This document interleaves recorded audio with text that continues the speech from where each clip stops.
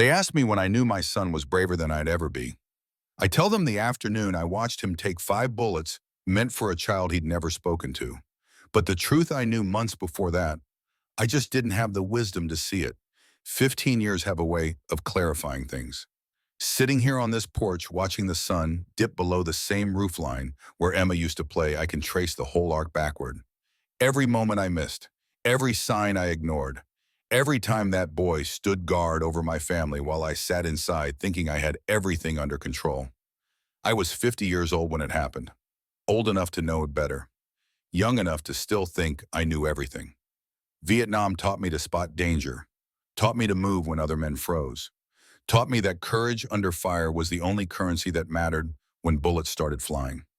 I came home with a Bronze Star I never talk about and 3 saved lives that still visit my dreams. But none of that prepared me for what a 10-year-old homeless boy would teach me about sacrifice. The thing about getting older, and I mean really older, the kind where your body reminds you daily that it's breaking down, is that you start asking different questions. Not what did I achieve, not what did I own, but what did I leave behind that matters? What ripples will keep moving after I'm gone? My daughter Emma is 21 now, works as a trauma nurse, says she chose the job because of what happened that afternoon, because she learned early that life hangs by threads and someone has to be there to tie them back together. My son Eli is 25, runs a foundation that's pulled 15,000 kids off the streets. He still limps on cold mornings, still has nightmares on the anniversary. But he shows up every single day to help other forgotten children become seen. That's my legacy. Not the shop, not the motorcycle, not the war stories. Them. But it almost didn't happen, because I was blind to what was right in front of me until the afternoon the shooting started. Let me take you back to where it began. Not the gunfire, further back, to the watching. To the boy who saw everything while the rest of us walked around in our comfortable bubbles thinking we were safe. 3 months before the bullets flew, before the brotherhood gathered, before my life split in two, before and after, there was just a boy on a bench. And I never even knew his name. The bridge over Jefferson Street had sheltered Eli Stone for 2 years by the time he found Maple Street. Not home in any sense that mattered, just the place where he closed his eyes at night and hoped to open them again in the morning. The concrete pulled heat from his body even in summer, leaving him shivering. In winter, it became a slow drain that kept him awake until dawn painted the sky gray. Tommy was the one who taught him about the bridge. Old Tommy's 60-something face, weathered like canyon stone hands that trembled from demons he carried. Tommy had served too, he said, though the details shifted depending on how much he'd had to drink. Coffee came first most mornings. Tommy always had a thermos, always poured half into a dented metal cup for Eli. The gesture never came with words, just the cup held out, just the understanding that they were bound by the same thread nobody wanted them. Eli would cup his hands around the warmth and study the city waking up, delivery trucks rumbling past, early commuters avoiding eye contact, the world moving forward while he stayed suspended in place. The notebook was his most valuable possession. A composition book he'd found in a dumpster behind the elementary school, only the first 10 pages used. He'd torn those out carefully, left them in the trash where they belonged. The remaining pages became his map, his memory, his proof that he still had a mind that worked even if his body was slowly failing. He documented everything. Which dumpsters had the freshest discards on which days, which store clerks glanced away when he pocketed expired sandwiches, which corners the police patrolled and at what times. The patterns that kept him breathing. The gas station on 5th Street had a bathroom with a lock that worked. Eli went there 3 times a week to wash. He'd strip to his underwear, use hand soap and paper towel scrub until his skin turned red. The attendant knew, had to know. But he never said anything, just kept the paper towel dispenser full. Staying clean felt important even when nothing else did. Like holding on to some piece of the person he used to be. The boy whose mother had taught him to brush his teeth twice a day. The boy whose father had shown him how to fold his clothes properly. That boy was dead killed in the same crash that took them. But Eli could pretend sometimes in the gas station bathroom mirror that he was still human. The crossing guard at Lincoln Elementary kept granola bars in her apron pocket. Ms. Linda, she had kind eyes and gray hair pulled back in a bun. Every afternoon when the children flooded out in their bright backpacks and clean clothes, she'd position herself at the crosswalk with her stop sign. And when Eli drifted past, keeping his distance but close enough, she'd slip a granola bar into his hand, never making eye contact, never making it obvious, just the press of wrapped oats and honey into his palm. He never thanked her, couldn't risk speaking, risk her asking questions, risk someone deciding he needed to be somewhere that wasn't here. Foster care had taught him what happened to kids who let adults get too close. So he took the bars and disappeared around the corner and ate them slowly, making them last, and tried not to think about Ms. Linda's kindness too much because kindness hurt worse than hunger. Maple Street found him by accident. He'd been expanding his territory, searching for new spots that hadn't been claimed by other street kids or the older homeless who'd defend their turf with violence if necessary. The neighborhood was quieter than most. Working class. The house is modest but maintained. The kind of place where people washed their cars on Saturday mornings and knew their neighbors' names. The bench sat across from a faded blue house with white trim, partially hidden by an overgrown hedge, perfect for observation without being observed. Eli settled there on a Tuesday morning in late summer. The heat was already building, pressing down like a weight. He positioned himself on the bench's edge, ready to bolt if someone complained. But nobody did. The street ignored him the way streets always did. That's when he saw them for the first time. A man emerged from the blue house, tall and broad-shouldered, moving with deliberate steadiness that reminded Eli of something he couldn't quite place. Tattoos covered his arms, visible beneath a gray t-shirt. He turned back toward the door and called something Eli couldn't hear. A little girl burst through the doorway like she'd been launched. Maybe 5 or 6 years old, dark curls bouncing, wearing a yellow sundress that caught the morning light. She ran to the man and wrapped her arms around his leg, laughing at something only she understood. The man knelt down, carefully despite his size. His hands were gentle as he retied her shoe, double knotting it, tucking the loops so they wouldn't trip her. The girl chattered the whole time, her voice carrying across the street in fragments. When he stood, he lifted her onto his shoulders in one smooth motion. She shrieked with joy, gripping his head, her legs dangling against his chest. He walked her to the driveway where several motorcycles sat, parked, their chrome gleaming. Something in Eli's chest twisted. Not jealousy exactly, something deeper. More like recognition of a world that used to exist for him. A world where fathers lifted daughters. Where mornings started with laughter instead of cold concrete. He observed them for 20 minutes. The man showed his daughter something about one of the motorcycles, letting her touch the handlebars, explaining things Eli couldn't hear. The girl listened with her whole body leaning forward, nodding seriously. When they finally went back inside, Eli sat motionless on the bench. His throat felt tight. His eyes burned in a way that had nothing to do with the summer sun. He opened his notebook to a fresh page and wrote, "Blue house, man and girl, motorcycles, safe feeling." That last part he underlined twice, because somehow studying them, he'd felt something he hadn't felt in 2 years. Like maybe the world still had pieces of light in it. Like maybe not everything had turned to ash. He went back the next day. And the day after that. The bench became his new observation post. The blue house became his anchor. And the little girl with the yellow dress became the reason he didn't drift away from Maple Street entirely. Her name was Emma. He learned that from listening. The man would call it out across the yard when she wandered too far toward the fence or stayed outside past lunchtime. "Emma, don't go past the gate. Emma, time to come in. Emma, Daddy loves you." Those 3 words landed different every time, like small stones dropped into still water, creating ripples Eli could feel even from across the street. The man's name took longer to piece together. Other men came and went on motorcycles, always greeted with embraces and handshakes. They called him Reese. And they wore vests with patches Eli didn't understand but sensed meant something important. Brotherhood, belonging. Things Eli had lost the night his parents' car folded around a semi-truck's trailer. He was 8 when it happened, old enough to remember everything, young enough that the memories stayed sharp instead of fading merciful into blur. His father had been driving, his mother in the passenger seat, Eli behind his dad, Sarah beside him in her booster seat. She'd been 5 then, small for her age, with the same dark hair Eli had and their mother's quick smile. They'd been driving home from his grandmother's house. 3 hours on Interstate 40, the sun setting ahead of them, painting the highway gold.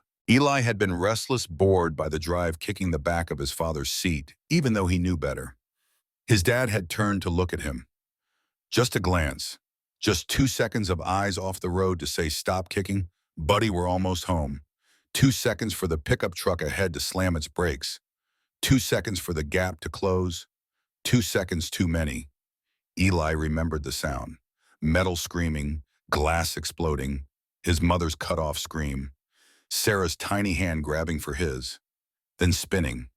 Their car leaving the highway, tumbling down the embankment, rolling 3 times before wrapping around a concrete drainage pipe. When Eli opened his eyes, he hung upside down from his seatbelt. Blood ran down his face from somewhere. His left arm hurt in a way that made his vision swim. But he was alive. He turned his head slow because moving made everything worse. His father slumped forward against the steering wheel, not moving. His mother twisted at an angle that bodies don't naturally take, also not moving. And Sarah, sweet Sarah with her gap-toothed smile and her collection of stuffed animals and her habit of singing herself to sleep. Sarah's eyes were open, but she wasn't behind them anymore. Eli tried to say her name. His mouth wouldn't work right. He reached for her hand but couldn't bridge the distance, his arm dangling useless from the shoulder socket. He dislocated in the crash. Sirens approached in the distance, growing louder, but not loud enough, not fast enough. Sarah died while Eli hung there helpless, unable to do the one thing that mattered, unable to save her. The firefighters cut him out 20 minutes later, rushed him to the hospital, fixed his shoulder, stitched his scalp, treated him for shock. Social workers appeared with clipboards and soft voices. They told him what he already knew. His parents were gone. His sister was gone. He was alone now, but they'd take care of him. They'd find him a good home. They lied. The foster home they placed him in wasn't good. The couple who ran it saw children as paychecks, nothing more. 9 kids crammed into a 3-bedroom house. Meals were minimum effort. Attention was non-existent. Discipline was delivered with hands and belts. The older kids ran the hierarchy. Eli learned quickly. Keep your head down. Don't complain. Protect what's yours because nobody else will. He lasted 18 months before he ran. The breaking point came when another foster kid, a teenager named Marcus, with dead eyes and rough hands, decided Eli needed to learn a lesson about talking back. Marcus held Eli's arm over a lighter flame until the skin bubbled and cracked. Eli still carried that scar, small and puckered on his left forearm, a reminder that adults didn't always protect, that homes weren't always safe, that sometimes the only person you could trust was yourself. So he ran, and he'd been running ever since. 2 years on the streets taught him what school never could: how to disappear, how to read people in seconds, how to tell which strangers might help and which would hurt, how to survive on nothing and make nothing feel like something. But it also taught him what he'd lost. Every time he observed Reese lift Emma onto his shoulders, every time he saw them in the yard playing some game with her teddy bear that made her laugh until she couldn't breathe, every time he studied Reese kneeling down to tie her shoes with infinite patience, those moments weren't just beautiful. They were knives. They were everything Eli had destroyed the afternoon he distracted his father on Interstate 40, and yet he couldn't stop observing, because studying them felt like penance, like paying a debt he could never fully clear. Like maybe if he witnessed enough happiness, enough safety, enough love, maybe that balanced against what he'd taken from the world. Maybe it made him a little less of a murderer. That's what he called himself in his darkest moments, when the nights were too cold and sleep wouldn't come, when he'd wake gasping from dreams where Sarah called his name and he couldn't reach her.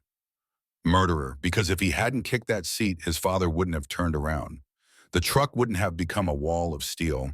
Sarah would still be singing herself to sleep. So Eli studied the Daltons from his bench across the street, and he wrote in his notebook, and he survived. And he tried not to think too hard about what kind of life he was living or why he kept breathing when 3 better people hadn't. The observation became routine. Mornings Reese would emerge, often working in the garage attached to the house. The sound of tools on metal carried across the street. Sometimes Emma would sit in a lawn chair beside him, coloring in a book while her father worked. Other times she'd play in the yard, making up elaborate games with her teddy bear that seemed to involve space travel and dragons in equal measure.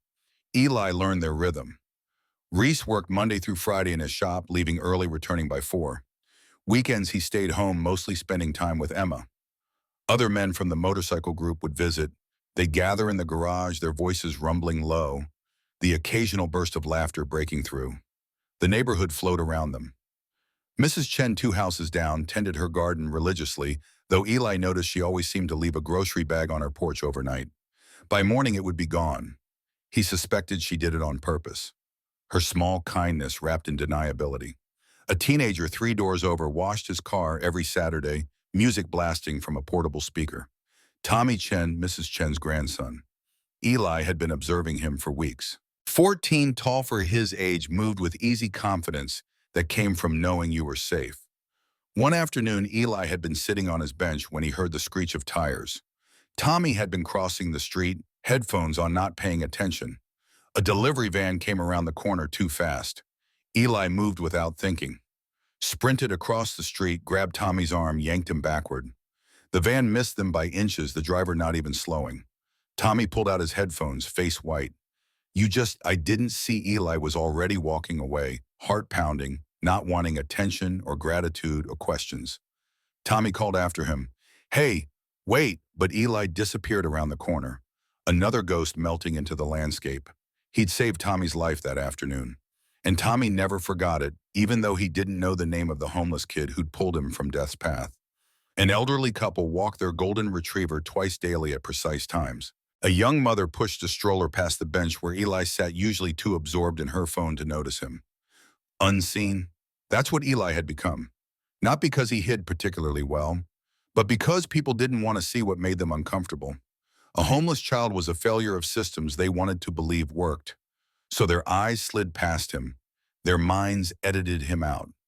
Only Tommy saw him now, would nod when he walked past. Once brought him a sandwich without saying anything. Just set it on the bench and kept walking. And Miss Linda, and Mrs. Chen, though she never acknowledged it directly, and maybe sometimes Reese. Eli caught him glancing across the street once. Just a look, Reese's eyes landing on the bench for 3 seconds before moving on. But in those 3 seconds, Eli felt seen, really seen, the way his father used to see him before the accident. Then the moment passed. Reese went back to his work, and Eli stayed on his bench, and nothing changed. Until 3 weeks before everything changed forever. Reese Dalton had learned in Vietnam that the body keeps score. 30 years later, his knees ached when rain was coming. His back complained if he bent too long over an engine. His hands cramped sometimes from old fractures that hadn't healed quite right. 50 years old felt different than he'd expected. Not old exactly, but aware of age in a way he hadn't been at 40. Aware that time was moving faster, that Emma was growing up, that the life he'd built was good but temporary like everything else. The shop kept him busy. Ironclad Customs had started small 15 years ago, just Reese in a bay he'd rented, with his disability payment and savings. Now he owned the building, employed 2 mechanics part-time, and had a waiting list of customers who'd pay premium prices for quality work. Motorcycles were honest. They broke for clear reasons. You fixed them with your hands and they ran again. No politics, no ambiguity. Just the clean logic of mechanical systems and the satisfaction of solving problems. Unlike people, unlike the world, unlike the memories that still visited him at 3 in the morning when sleep wouldn't stick. The nightmare was always the same. Firebase Charlie, November 1970, mortar rounds dropping like rain, his squad pinned down in a foxhole, incoming so heavy the ground shook continuously. And Martinez, sweet kid from El Paso, who joined up to pay for college. Martinez was hit lying in the open 20 feet away, screaming for help. 3 men had frozen. Terror did that. Made you small, made your body refuse to move even when your mind screamed at it. But Reese's sergeant had trained them better than that, had drilled into their bones that you don't leave brothers behind. You move, even when every instinct says stay down, even when the odds say you'll die. You move. So Reese had moved, crawled out of the foxhole under fire, reached Martinez, grabbed his drag strap, pulled him back across 20 feet of hell while the world exploded around them. Martinez lived, lost his leg, but lived, went home, went to college, became a teacher, and Reese got a Bronze Star he kept in a drawer and never talked about. because the metal couldn't capture what that crawl had really been. The sound of rounds hitting so close, he felt the pressure waves, the weight of Martinez screaming, the certainty that the next second would be his last, and the strange calm underneath it all. The acceptance that dying to save a brother was how it should be, that there were things worth bleeding for. He'd thought about that a lot lately, about what mattered, about what he'd leave behind when his own time came. Emma was the obvious answer, his daughter, his world, his reason for every decision. But Emma would grow up, would leave home, would build her own life, as she should. And then what? Would Reese Dalton's legacy be a successful business? Some motorcycles he'd restored, a house he'd paid off. His sergeant's words still echoed. Make your life count for something besides yourself. Reese had tried. He'd built Ironclad to be clean. No shortcuts, no criminal ties, no compromises that would make Emma ashamed. He'd raised his daughter to be kind and brave.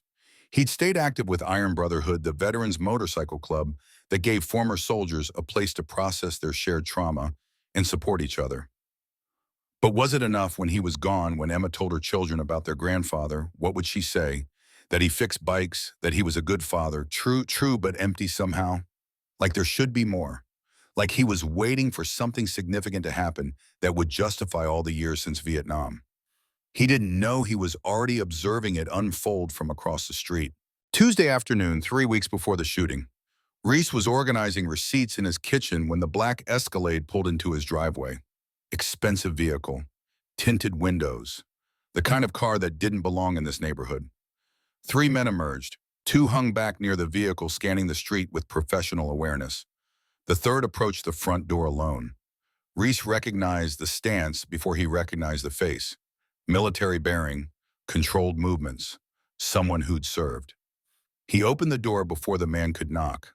Up close, the visitor was maybe late 50s, expensive suit gray at the temples, eyes that assessed everything in seconds. The kind of eyes Reese had seen in mirrors, combat eyes, but something else underneath, something broken that hadn't healed right. The man extended his hand. I'm Vincent Cross. Mind if I come in? Reese didn't take the hand, didn't move from the doorway. Depends on what you're selling. Vincent's smile didn't reach his eyes. He lowered his hand. Not selling, offering. There's a difference. Reese stepped out onto the porch, pulling the door closed behind him. Whatever this was, it wasn't happening where Emma might hear. Make it quick. Vincent gestured toward the motorcycles in the driveway, the garage visible behind them. Nice setup, Ironclad Customs. I've heard good things. You do quality work, honest work. That's rare. Reese said nothing, waiting. I also heard you served. 69 to 71 Marine Corps. I was 68 to 70, same branch, different unit. That's supposed to mean something. Vincent's expression shifted, the professional mask slipping enough to reveal something real underneath. Bitterness, pain. It means we both know what it's like to bleed for a country that forgot us the second we came home. It means we both understand how the world really works. And it means I'm offering you a chance to take what you're owed. I'm not owed anything. I volunteered. Vincent laughed, short and harsh. Still believe that after everything you came home to nothing. No job, no respect, just people who wanted to forget the war happened and forget you were part of it. But you scraped by, built this shop from nothing, raised a daughter alone, and you think you don't deserve more? What I deserve isn't your business. Vincent pulled a card from his jacket pocket. Set it on the porch railing. I run an organization that moves product through the region. Pharmaceuticals mostly, some other goods. We need legitimate businesses as transfer points. Places where vehicles coming and going don't attract attention. Your shop would be perfect. You'd make $50,000 a month for minimal work. Just allow certain deliveries. Ask no questions. Count your money. Reese picked up the card, studied it, dropped it back on the railing. No, Vincent's jaw tightened. You haven't thought it through. Don't need to. My daughter does homework in that shop. Draws pictures of me working. I'm not turning the place where she feels safe into a front for drug runners. Pharmaceuticals, drugs. Call it what it is. You move heroin or meth or pills, doesn't matter. It destroys people. And I'm not putting my name on that. Vincent's veneer cracked further. anger bleeding through now. You think you're better than me? You think your hands are clean? We both killed people, Dalton. We both followed orders that turned villages into graveyards. The only difference is I stopped pretending it made me noble. The difference is I stopped killing when I came home. You didn't. Vincent stepped closer. His voice dropped low. Think about your daughter. Think about her future. College isn't cheap. This neighborhood isn't getting safer. You could move her somewhere better. Give her opportunities. All I'm asking is you let trucks use your garage for a few hours a week. And when the police raid it, when my daughter's picture ends up on the news next to headlines about drug trafficking, when she learns her father was a criminal, do you think that money's worth her looking at me like I'm someone to be ashamed of? Vincent stared at him, the anger in his face warring with something else, something that looked almost like recognition. You really believe in that code, don't you, Honor? Duty, protecting the innocent. All the lies they fed us. They're not lies if you live them. Vincent's expression went cold, the hurt vanishing behind the stone. Then you've chosen consequences. Everyone has pressure points, Dalton. Everyone has something they can't afford to lose. You should think about that. He turned and walked back to the Escalade. His men climbed in. The engine purred to life, quiet and expensive.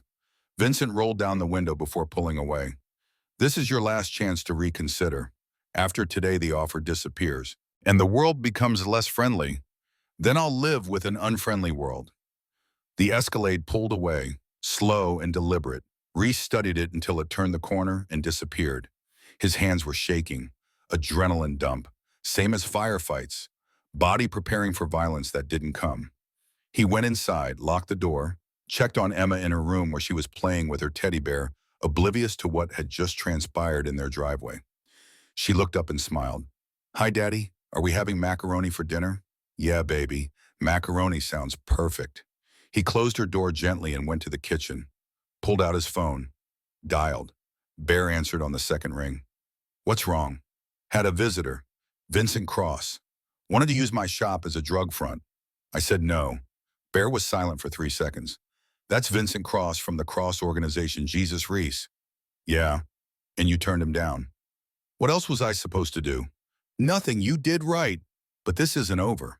Men like Cross don't accept no. I know, that's why I'm calling. I need the Brotherhood to know what's happening. Need them watching my back. Already done. I'll make some calls. We'll increase presence around your place. And Reese? Yeah, you made the right choice. Your daughter's going to grow up knowing her father has a spine. That matters more than money.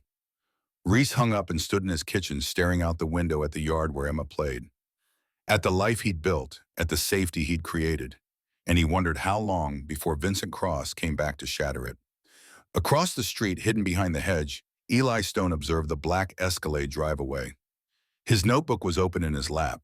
His hand moved quickly, recording everything. 3 men, expensive car, looked like business. Reese said no to something. Man looked angry when he left. He underlined that last part twice. Something was wrong. He felt it in his gut. The same instinct that had kept him alive on the streets for 2 years. The same instinct that had made him grab Tommy Chen's arm seconds before the van would have killed him. Bad men had come to the Blue House, and they'd left angry, which meant they'd come back. The Iron Brotherhood meeting happened that night at Bear Thompson's place. Bear lived in a converted warehouse on the industrial side of town, the space serving as both home and clubhouse. Motorcycles lined the parking lot. 17 members answered the call, ages ranging from 45 to 72. All veterans, all bound by the code that mattered more than blood. Bear sat at the head of the table, prosthetic legs stretched out, his face carved by decades of hard living and harder memories. He'd lost his legs to a landmine in 1969, spent 2 years in VA hospitals learning to walk again, spent the next 40 years proving that disability didn't mean weakness. Reese told the story exactly as it happened. No embellishment, just facts. When he finished, the room stayed quiet for a moment. Then Wyatt spoke up. 72 years old, we too, and Korea veteran, the oldest and most respected among them. Cross served you, said. Reese nodded. Marine Corps. Same years as me, different unit. Wyatt's jaw worked. Then he knows better. He knows what honor means, and he chose to walk away from it. That makes him worse than a criminal, makes him a traitor to everything we fought for. A younger member, Tommy from Iraq, leaned forward. What do we do? Take the fight to him. Bear shook his head. We're not vigilantes. We protect our own, but we do it legal. Increase patrols around Reese's place, eyes on his shop. We make it clear he's not alone. That anyone coming for him comes through all of us. But what if they don't care? What if they come anyway? Then we respond. But we don't initiate. We're better than that. The vote was unanimous. Round-the-clock presence near Ironclad Customs. Extra bikes rolling past Reese's house, making their colors visible, sending the message that this brother was protected. For a week it worked. The brothers rotated shifts. Vincent Cross didn't return. No more Escalades appeared. Life settled back into routine. Bear called Reese on the 8th day. I think we scared them off. Cross knows he can't move on you without going through the whole chapter. That's too much heat. You think it's over? Bear hesitated. In that pause, Reese heard the answer. I think we bought you time. Stay alert. Keep your eyes open. But yeah, maybe he backed down. Neither of them believed it. But they wanted to. So they told themselves the danger had passed. They were wrong. Eli noticed the surveillance before anyone else did. Day 9 after the Escalade visit. Eli was on his bench studying the Daltons' house the way he always did. Emma played in the yard. Reese worked in the garage. Normal afternoon. Then the silver Honda Civic appeared. It parked 3 houses down, 2 men inside. They didn't get out. Just sat there, windows cracked, faces turned toward the blue house. Eli opened his notebook. Wrote down the license plate, XJK4829. Wrote down the time. Wrote down physical descriptions of the men. One heavy bald, one thin wearing a baseball cap pulled low. After 4 hours, the car drove away. It came back the next day. Different time, same location. The men sat for 3 hours. Observing. Always observing. Day 3, a white panel van appeared instead. Parked at the corner. Same men, new vehicle. This time, one of them had a camera with a long lens. Pointed at Emma. Eli's stomach twisted. He'd seen predators before, in foster care. On the streets? This was different. More organized, more patient. They weren't observing Reese. They were studying her. He wrote everything down. Teams, vehicles, descriptions, the angle of their attention. He filled pages in his notebook documenting the pattern that nobody else seemed to notice. The motorcycle men still came and went, but they were looking for threats to Reese. They didn't see the men focusing on Emma. Eli crossed the street on day 4, his heart hammered. He hadn't spoken to an adult voluntarily in months. But this mattered more than his fear. Mrs. Chen was in her garden pulling weeds from around her tomato plants. Excuse me, she looked up. Her face registered surprise, then concern. Oh, honey, are you all right? Do you need food? No. I mean, not now. I need to tell someone. There are bad men watching the Daltons, men in cars. They study Emma. I wrote it all down. He held out his notebook, hands shaking. Mrs. Chen stood slowly. She examined the notebook but didn't take it. Sweetheart, where are your parents? Where do you live? That's not important. The men studying Emma are important. They've been there 4 days, different cars, always studying her. You have to tell Mr. Dalton. Mrs. Chen's face softened in a way that made Eli's chest hurt. Honey, you look like you haven't eaten in days. Come inside. Let me make you some lunch. We can call someone to help you. I don't need help. Emma needs help. But Mrs. Chen was already moving toward him with that careful, concerned approach adults use when they thought you were broken. Eli bolted, sprinted down the sidewalk, his notebook clutched to his chest. Behind him, Mrs. Chen called out, but he didn't stop. Couldn't stop. Because adults always tried to fix him instead of listening. And if they called social services, he'd end up back in the system. Back in places where arms got held over flames. He ran until his lungs burned and his legs shook. Then he found a new spot to sleep that night, further from Maple Street, in case Mrs. Chen had called the police to report a vagrant child. But he went back the next morning, because Emma still needed observing, and nobody else was paying attention. The surveillance continued. Day 5, day 6, day 7. Different vehicles. Same men. The pattern evolving, tightening. Eli tried one more time to warn someone. Ms. Linda, the crossing guard who gave him granola bars. He approached her before the children arrived, when she was setting up her post. Ms. Linda, there are men studying a little girl. Emma Dalton, men with cameras, in cars. I've been writing it down. You have to tell someone. Ms. Linda's face creased with worry, but again the worry was directed at him, not his words. Oh, sweetheart, are you okay? Are you safe? Do you have somewhere to sleep? Please listen. The men are dangerous. They're learning when she's alone, when her father's not observing. They're planning something. Ms. Linda reached out to touch his shoulder, and Eli flinched back. The motion automatic. Learned. Her expression broke. I'm going to call someone who can help you. You don't have to live on the streets. There are people who Eli walked away, defeated.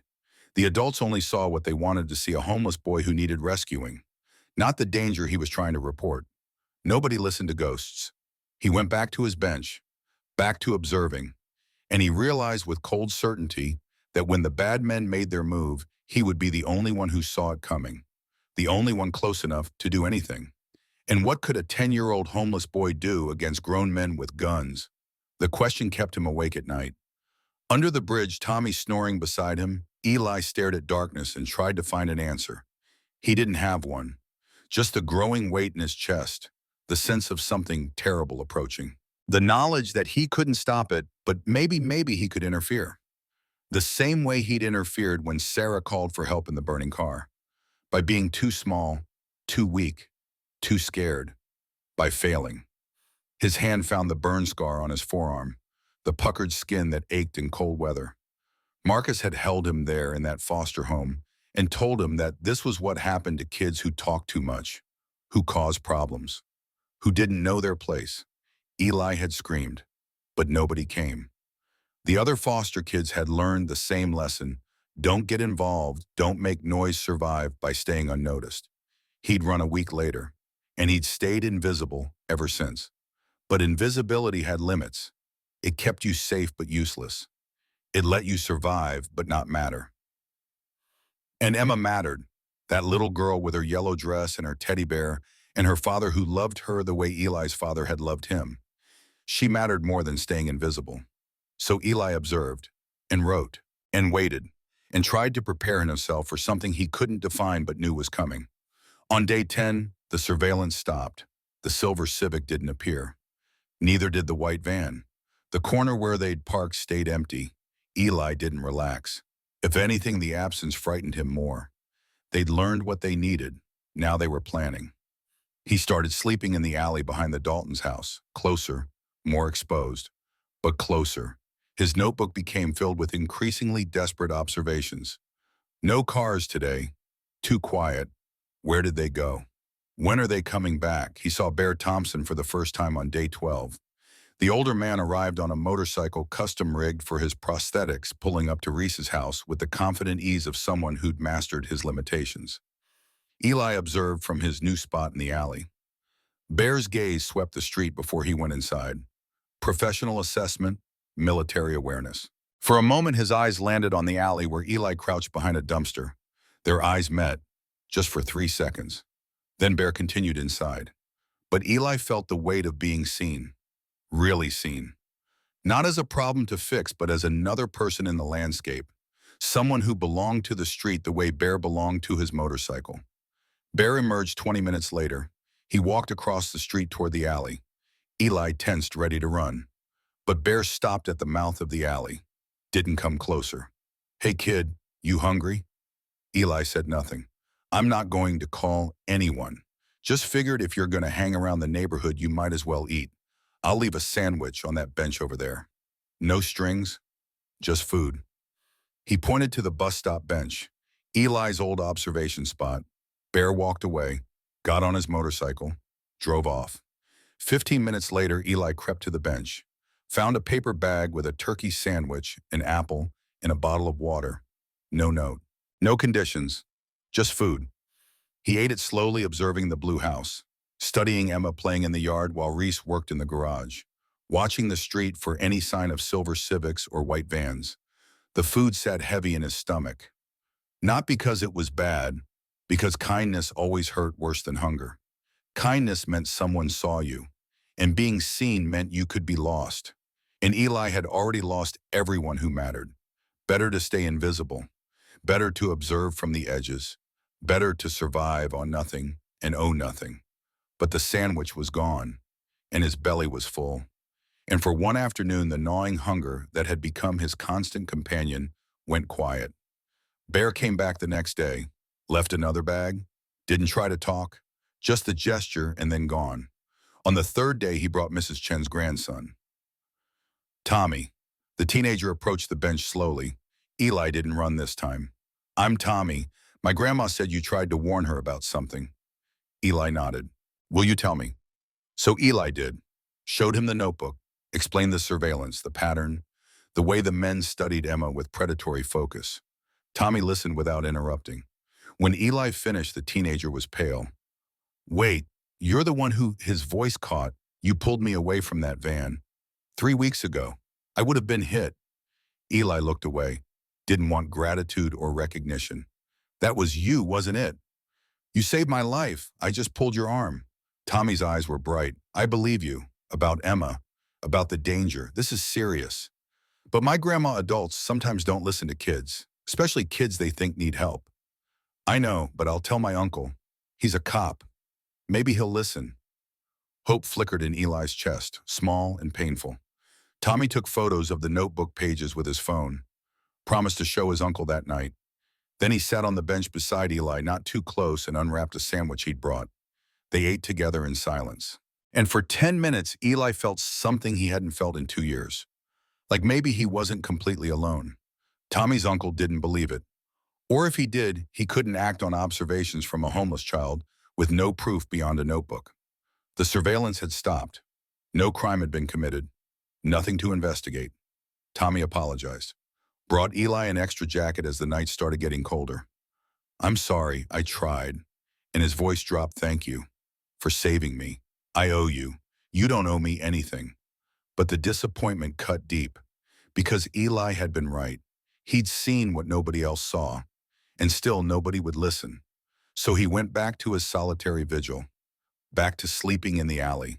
Back to observing Emma play in the yard while her father worked oblivious to the danger Eli felt approaching like a storm front. Saturday came warm and clear.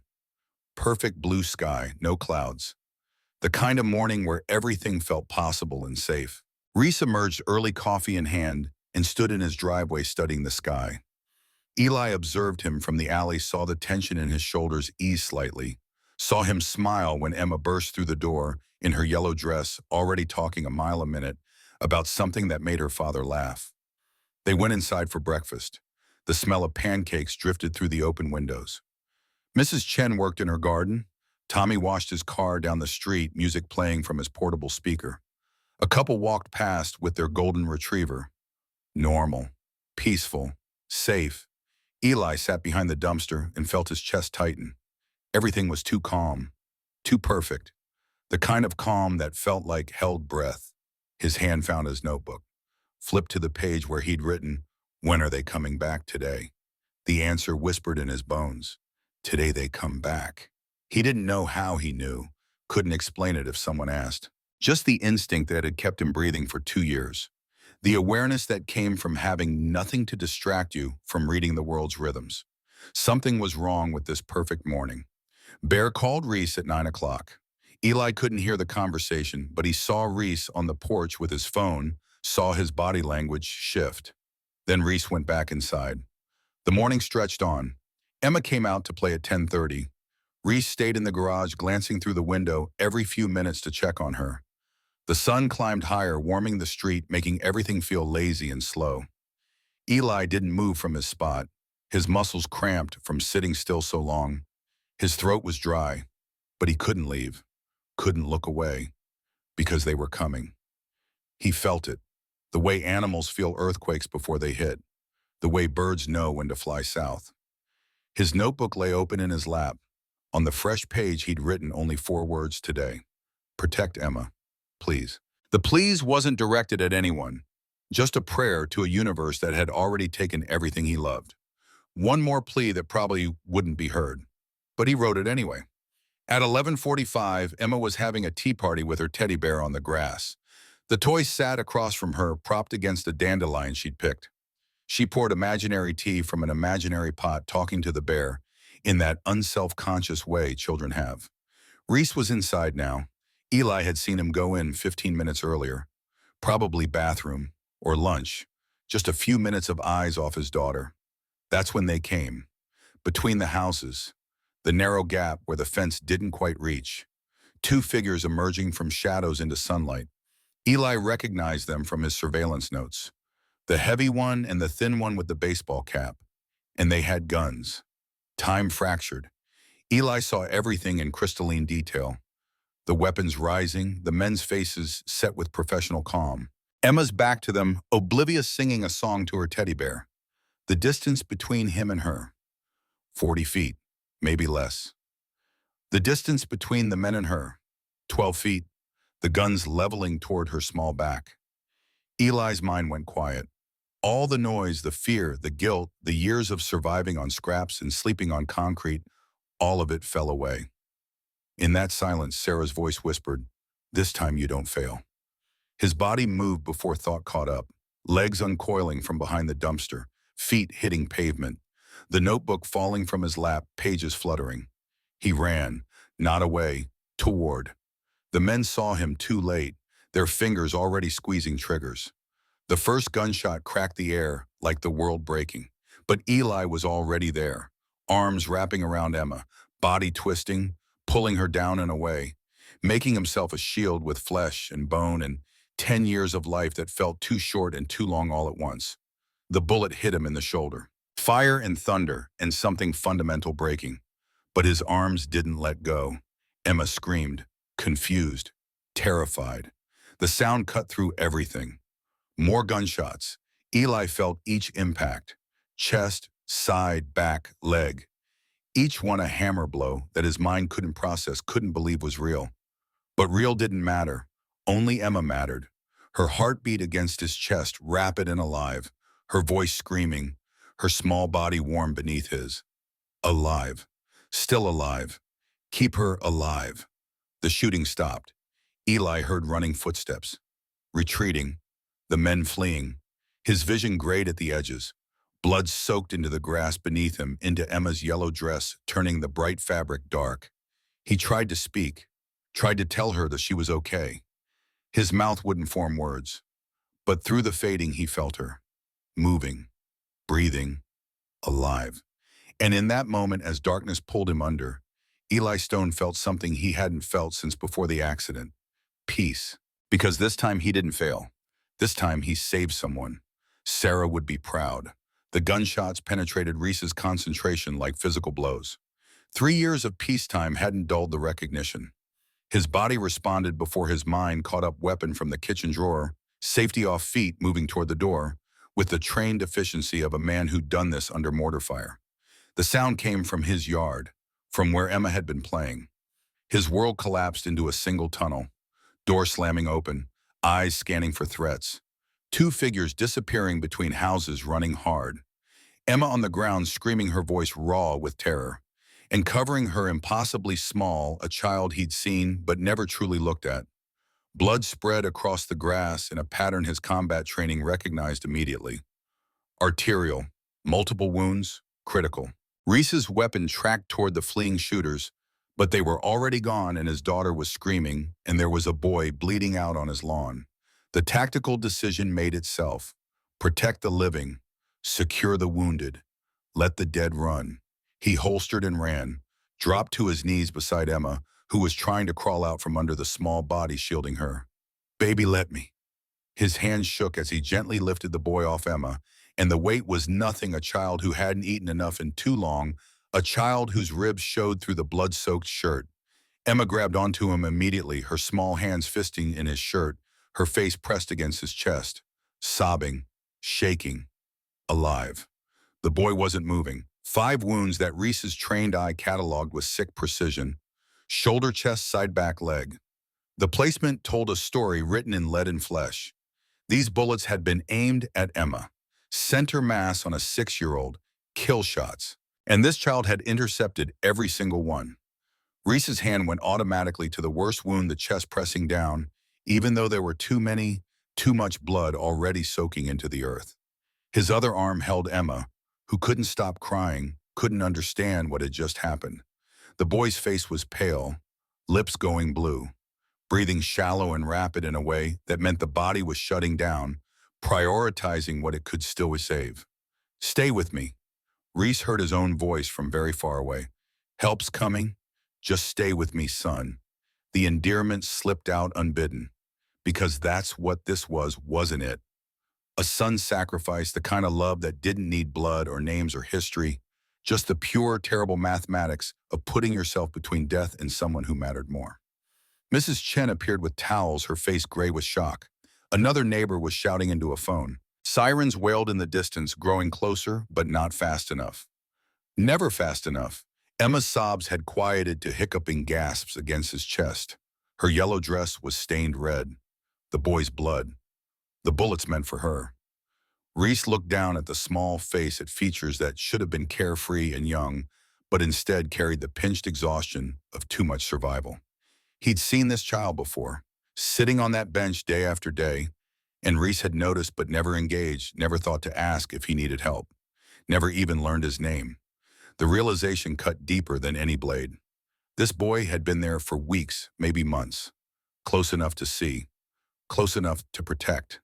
And Reese had walked past him in his mind the way everyone walked past the uncomfortable truths they didn't want to acknowledge. A homeless child was a failure Reese didn't want to claim. So he'd look through him instead of at him. And now that invisible boy was dying on Reese's grass because he'd seen what Reese had missed, had acted when Reese was too far away, had given everything for a little girl he'd never even spoken to. The ambulance screamed to a stop. Paramedics flooded out, bringing equipment and urgent voices. One of them, a woman with gray-streaked hair and decisive hands, knelt beside the boy. GSW ×5 on a juvenile. Yeah. She called out vitals and clipped medical shorthand while her partner started an IV. Pulse thready, respirations labored, blood pressure dropping. Get me Oneg now. Who is he?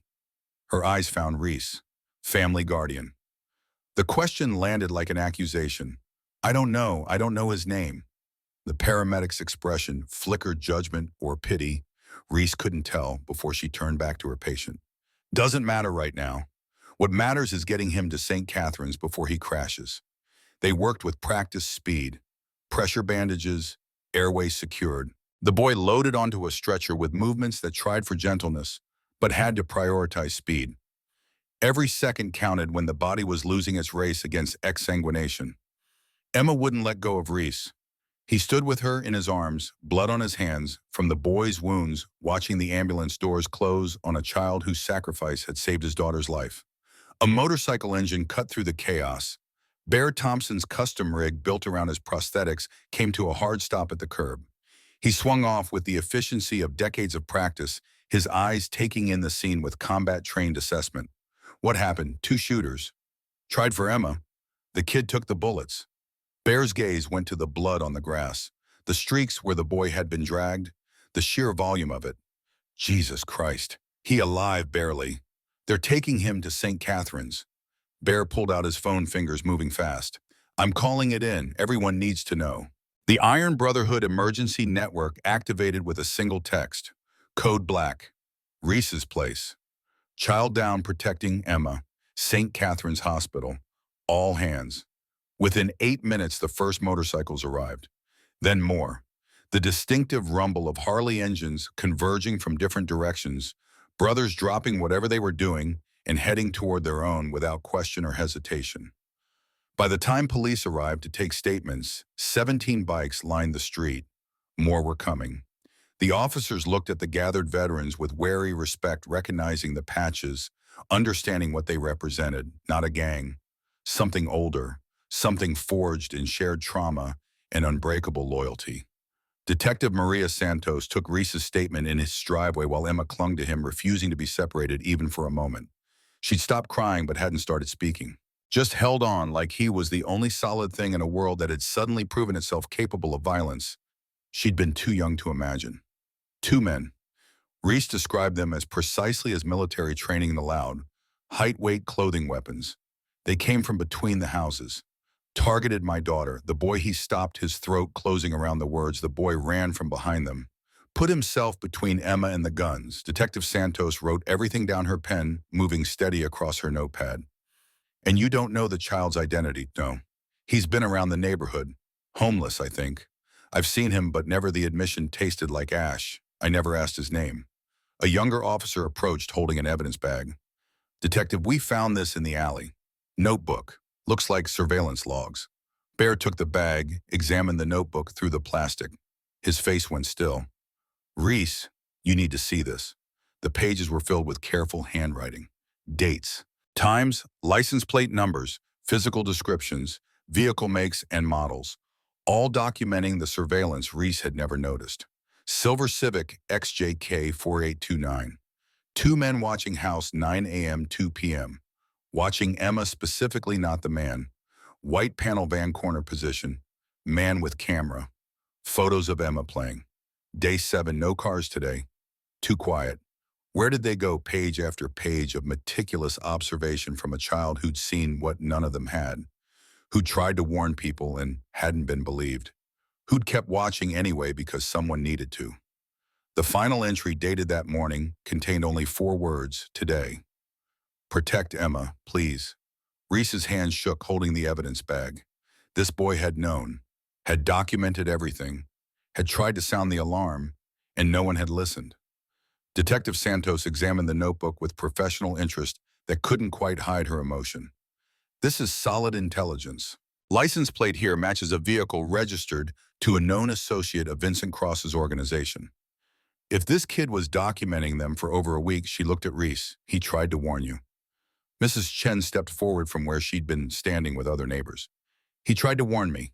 4 days ago, said bad men were watching Emma. He had that notebook. I thought her voice broke. I thought he was troubled. I tried to help him, not listen to him. He tried to tell me, too. Ms. Linda, the crossing guard, had arrived when word spread. I thought he was confused, needed protection. I didn't understand he was trying to provide it. Tommy Chen stood beside his grandmother, his face pale. He saved my life 3 weeks ago. Pulled me out of the street before a van hit me. I never even thanked him. Never asked his name. And when he showed me that notebook, when he tried to warn us, I couldn't get anyone to believe him. The weight of collective failure settled over the street. Adults who'd seen a homeless child as a problem to solve instead of a witness to believe. Who'd looked at him and seen only their own discomfort reflected back, while he'd seen everything that mattered and tried to save them from their blindness. Detective Santos closed her notepad. This changes things. With this documentation, we can tie the surveillance to Cross's people. Combined with your testimony about his visit and threats, we've got conspiracy. I'm issuing warrants immediately. She headed for her vehicle, already on her phone. Reese stood in his driveway holding Emma, surrounded by his brothers, looking at the blood soaking into his grass, trying to process the magnitude of what had been given, what had almost been taken, what he owed to a child whose name he still didn't know. Bear's hand landed on his shoulder. We need to get to St. Catherine's. That boy needs to know he's not alone. Emma stirred against Reese's chest. Daddy. Her voice was small and broken. Is the boy going to die? No, baby, he's going to be okay. The lie came automatically. The truth that Reese had no idea that 5 bullets in a malnourished 10-year-old body was beyond the realm where promises had meaning stayed locked behind his teeth. Because Emma needed hope more than honesty right now. Promise, I promise, we'll do everything we can. It was the best he could offer, and it would have to be enough. St. Catherine's Hospital had handled plenty of motorcycle club activity over the years. Bar fights, road accidents, the occasional violent dispute that ended in the emergency room. But nothing had prepared the staff for what began arriving 20 minutes after the ambulance brought in the boy. Motorcycles filled the parking lot like an occupying force. Not rowdy, not aggressive, just relentless. They kept coming, wave after wave, veterans from 3 counties responding to the call. By the time the first hour passed, 62 bikes sat in formation, their riders filing into the waiting room with quiet purpose. Hospital security approached nervously. The head guard, Rodriguez, was former Army himself. He recognized the patches, the bearing, the disciplined way these men moved. This wasn't a gang. This was a brotherhood, and they weren't here to cause trouble. He posted 1 guard at the entrance for protocol, but otherwise let them be. The waiting room transformed. Leather vests lined every wall. Men ranging from their 40s to their 70s, all bearing the marks of combat service-filled chairs and floor space with patient vigilance. They didn't make noise, didn't demand updates, just waited with the collective intensity of soldiers who'd learned long ago that some battles required nothing but presence. Reese sat against the wall, Imma curled in his lap. She'd fallen into an exhausted half-sleep, her face pressed against his chest, fingers still clutching his shirt. He didn't move, didn't risk disturbing her, just held her and stared at the doors that led to the surgical wing, where a nameless boy fought for his life. Bear positioned himself nearby, his prosthetic legs stretched out, jaw set in that expression Reese recognized from their time in the same war. The look that said, "We're here until it's done, no matter how long that takes." Other brothers approached quietly. Tiny 300 pounds of tattooed carpenter who'd served in Desert Storm knelt beside Emma with surprising gentleness. "She going to be okay?" "Physically, yeah." Everything else, Reese's voice failed him. Tiny nodded understanding. "That kid's got more heart than anyone I knew in country. 10 years old and he chose to run toward gunfire. Most grown men would have frozen. He should have frozen, should have run, should have done anything except throw himself in front of bullets meant for someone else. But that's not who he is." Tiny's voice carried an odd note of reverence. "That's someone who understands what matters." Another brother approached, Wyatt the oldest among them at 72, moving slow with age, but still possessing the ramrod bearing of his service in 2 wars. He didn't sit, just stood looking down at Reese with eyes that had seen too much death to be shocked by more. "I threw myself on a grenade in Korea. It was a dud. Didn't go off. They gave me a medal anyway. Called it courage." Reese looked up, waiting. But that boy, Wyatt's voice roughened. He threw himself on bullets that were very much live. Did it for a child he'd never even met. That's not courage. That's something beyond it. That's grace. The word landed strange in a hospital waiting room full of hard men. But nobody contradicted it. Hours crawled past. Nurses came and went, tending to other patients, casting uncertain glances at the gathered veterans. A few brought coffee, sensing that these men weren't leaving regardless of visiting hours or policy. Tommy Chen arrived with Mrs. Chen. The teenager's eyes were red-rimmed. "I should have done more. When he showed me the notebook, I tried to tell my uncle. He's a cop. But there was no evidence, no active threat. They couldn't investigate, and I never even thanked him for saving my life." Mrs. Chen sat beside them, her hands twisting in her lap. "I offered him food, tried to help him inside, but he ran. Because I was trying to fix him instead of listening to him." The weight of collective failure pressed down on all of them. Each person who'd seen the boy and looked away. Each adult who'd tried to address his homelessness instead of his warning. Each moment when action might have prevented what ultimately unfolded. Reese's phone buzzed. A text from Detective Santos. Both suspects identified. Rafael Cruz and Danny Wade, known associates of Vincent Cross. Warrants issued. They won't get far. He showed the message to Bear, who read it and nodded grimly. "Good. But it doesn't matter if that boy doesn't make it." Emma stirred, waking slowly. She looked up at Reese with confused eyes, like she'd forgotten where she was and why. Then memory returned and her face crumpled. "The boy. Is he still in surgery, baby? The doctors are doing everything they can. I don't even know his name." "Neither do I." The admission hurt more each time he had to speak it. Hours had passed since the shooting, and nobody knew who the boy was. No ID, no emergency contacts, no family stepping forward. Just a child who'd existed in the margins, noticed but never known. Until he made himself impossible to ignore. The surgical wing doors opened. A woman emerged, still in scrubs, mask, pulled down, exhaustion carved into her features. Dr. Sarah Martinez, the name badge, identified her. 40-something with the controlled competence of someone who'd worked trauma units long enough to have seen everything. She surveyed the waiting room, taking in the sea of leather and patches. Her eyes found Reese, perhaps recognizing the blood still on his shirt, the child in his lap, the desperate hope radiating from him like heat. The room fell silent. 62 veterans and their families holding collective breath. Every eye on the doctor. Every heart suspended between hope and grief. Dr. Martinez's expression gave nothing away for a long moment. Professional neutrality maintained against the weight of their need. Then her shoulders dropped slightly, and she spoke 2 words that would change everything. "He's alive." The sound that erupted was something between a shout and a sob. Men who'd held themselves rigid for hours broke. Brothers embraced. Some dropped their heads into their hands. Tears flowed freely down faces that bore the scars of combat, but had never quite learned to carry the weight of a child's sacrifice without breaking. Bear's hand gripped Reese's shoulder hard enough to bruise. Tiny knelt with his forehead pressed against the wall. Wyatt's lips moved in silent prayer, his eyes closed. Emma sat up looking at Reese for confirmation that she'd heard correctly. He's alive, baby. She started crying again, but different now. Relief instead of terror. The tears that came when the worst was avoided and the body finally allowed itself to feel the fear it had held at bay. Dr. Martinez waited for the initial wave to pass, her own composure visibly affected by the raw emotion in the room. When she could be heard again, she continued. 5 gunshot wounds created extensive trauma. Shoulder fracture with brachial artery damage, we repaired it. Collapsed lung rib fractures. Liver laceration contained. Soft tissue damage to the back. Femoral fracture requiring rod insertion. She paused, letting the severity sink in. He's lost approximately 45% of his blood volume. We transfused 6 units. The next 72 hours are critical. But her voice softened almost imperceptibly. His heart is strong. His vitals are stabilizing. And I served in Iraq. I've seen grown men with less survival will. This child wants to live. That matters more than people realize.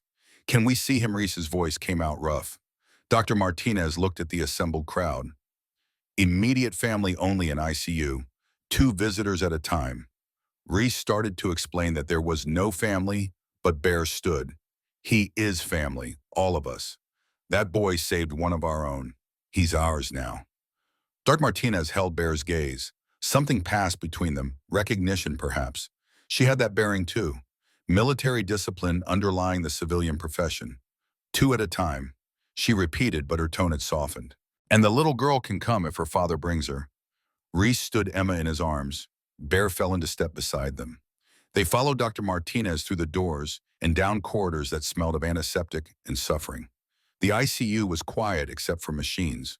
Monitors beeped steady rhythms. Ventilators whispered. The sound of lives being sustained by technology and human will in equal measure. Dr. Martinez led them to a room where a small figure lay motionless in a bed designed for adults. The boy looked impossibly fragile. Tubes ran from his arms. Bandages covered most of his torso. His face was pale to the point of translucence, making the dark circles under his eyes stand out like bruises. But his chest rose and fell. Steady. Alive. Emma made a small sound. Reese carried her closer, keeping his movements slow and gentle. Can he hear us? Possibly. Dr. Martinez adjusted something on one of the monitors. We're keeping him sedated for now, but consciousness sometimes surfaces. Talk to him if you'd like. Reese approached the bedside. Up close, the boy looked even younger than 10. Malnourishment had kept him small. Stress had marked his face with lines that shouldn't exist on a child. And scattered across his exposed skin on his arms, his neck were older scars. Some looked like burns, others like impacts. The history of a life that hadn't been kind even before bullets entered the equation. Emma reached out tentatively, her small hand finding the boy's where it lay on the blanket. Thank you for saving me. Her voice was barely a whisper. You're very brave. She held up her teddy bear, the one that had been with her during the shooting. This is Ranger. He's protected me since I was little. But you protected me better than anyone ever has. So I want you to have him. She tucked the worn bear against the boy's side, her gesture solemn, with the gravity of a child giving away something precious. Reese's vision blurred. He blinked hard, trying to maintain composure, but the gesture broke something in him. His daughter understood what had been given, and she was trying in her limited way to give something back. He leaned close to the boy's ear, his voice low but steady. I don't know your name. I don't know where you came from or what your life was before today. But I know what you did. You saw my daughter in danger, and you didn't hesitate. You gave everything to protect her. He stopped gathering himself. I'm Reese Dalton. This is Emma. And I'm making you a promise right now, when you wake up, if you're not going back to the streets. You're coming home with us. You're going to have a family, a place that's yours. Safety, everything you should have had all along. His hands settled gently on the boy's uninjured shoulder. I swear it on my life, on my honor, on everything I hold sacred. You saved my daughter. Now I'm going to save you. Bear stepped closer, his voice gravel and emotion. You hear him, son. When you're healed, you've got 50 brothers ready to stand behind that promise. You're Iron Brotherhood now, and we don't abandon our own. The boy's vitals spiked slightly on the monitor. Just a brief increase in heart rate. But it was there. Some part of him, even deep in sedation, had heard. Dr. Martinez appeared in the doorway. I need you to let him rest now. You can return in a few hours. Reese nodded, lifted Emma, who was reluctant to leave, but too exhausted to fight. We'll come back, she told the sleeping boy. I'll bring coloring books. You can draw with me when you wake up.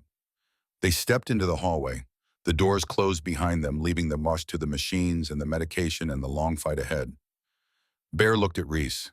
You meant it, about taking him in. Every word. You know what you're taking on? A traumatized kid with no history, no identity, medical needs we can't even guess at yet. The system's going to fight you. Then I'll fight back. Bear's expression softened.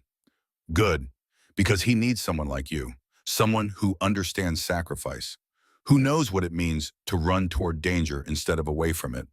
They walked back toward the waiting room where the Brotherhood waited, where 62 veterans would hear the news that the boy lived and would respond with the same fierce loyalty they'd shown in coming here.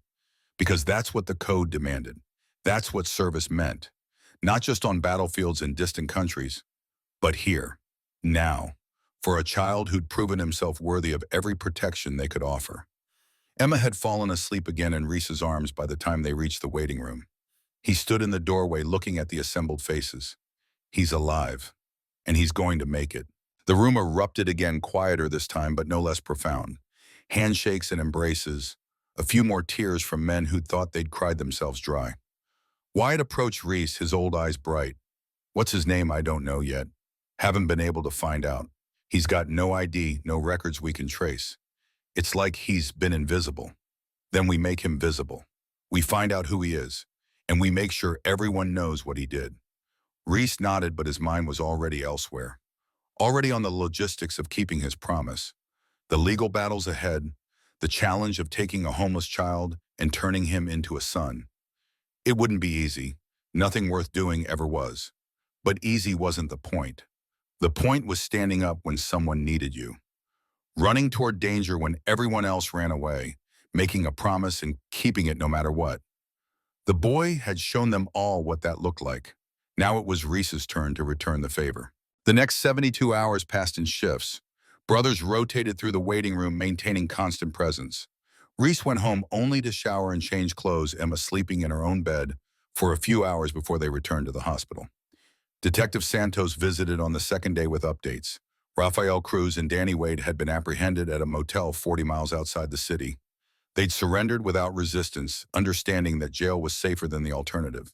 Every criminal network in the region knew what they'd done, what they'd tried to do, and nobody wanted to harbor men who'd tried to execute a child. Vincent Cross had vanished, but warrants were active. It was only a matter of time. Bear spent hours researching, trying to identify the boy through missing persons reports and foster care records. The breakthrough came from an unexpected source.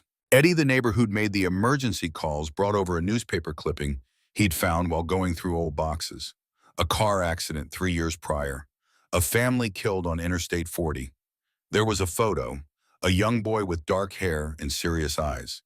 The same face that now lay unconscious in ICU, aged by hardship, but recognizably the same child. Bear showed the article to Detective Santos, who confirmed it through state records. The boy's name was Elijah Stone, 8 years old at the time of the accident that killed his parents, David and Michelle, along with his 5-year-old sister, Sarah. He'd been placed in foster care following the accident. He'd run away from the placement 18 months later. The system had been looking for him intermittently, but homeless children were easy to lose track of, especially ones who didn't want to be found. Now they had a name, a history, a reason for the guilt that must have driven an 8-year-old to the streets and kept him there for 2 years. Reese read the article multiple times, each pass revealing new tragedy.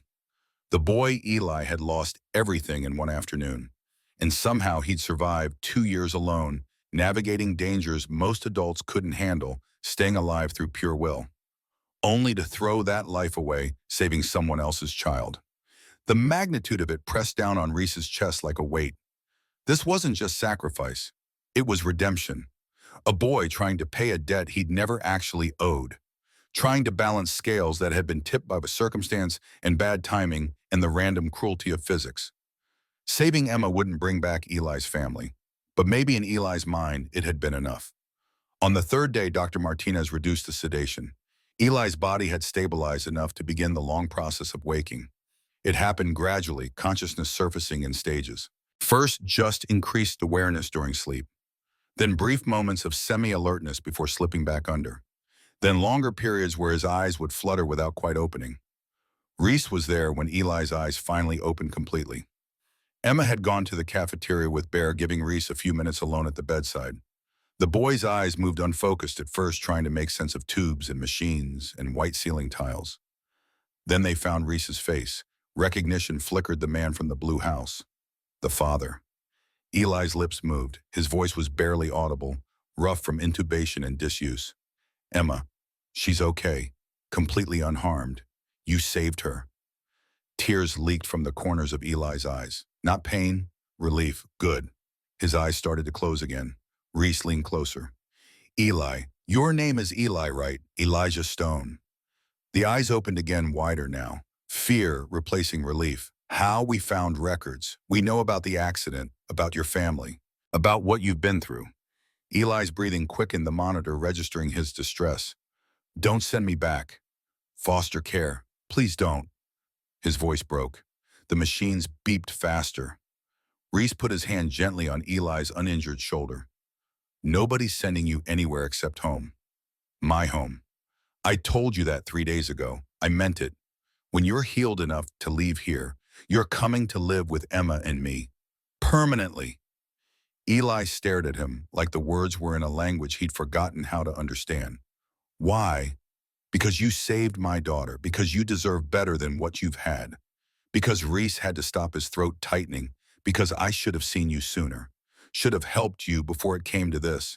But I'm seeing you now, and I'm not looking away again. Eli's face crumpled. Sobs shook his small frame despite the pain it must have caused his injuries. I killed them. My parents.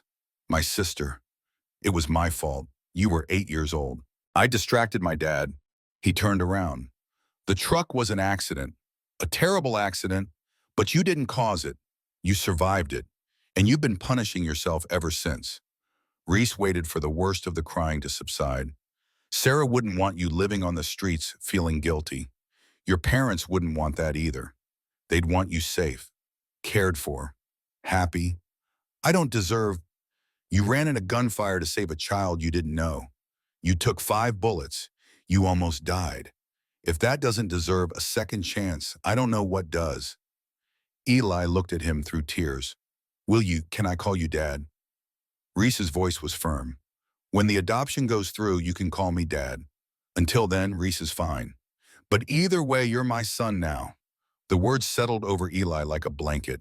He nodded, exhausted from emotion and medication and the simple effort of being conscious. Emma came back then, Bear behind her. She climbed carefully onto the chair beside the bed. You're awake, I'm Emma. I know you know that already, but I wanted to tell you properly. Thank you for saving me. You're the bravest person I ever met. Eli managed a weak smile.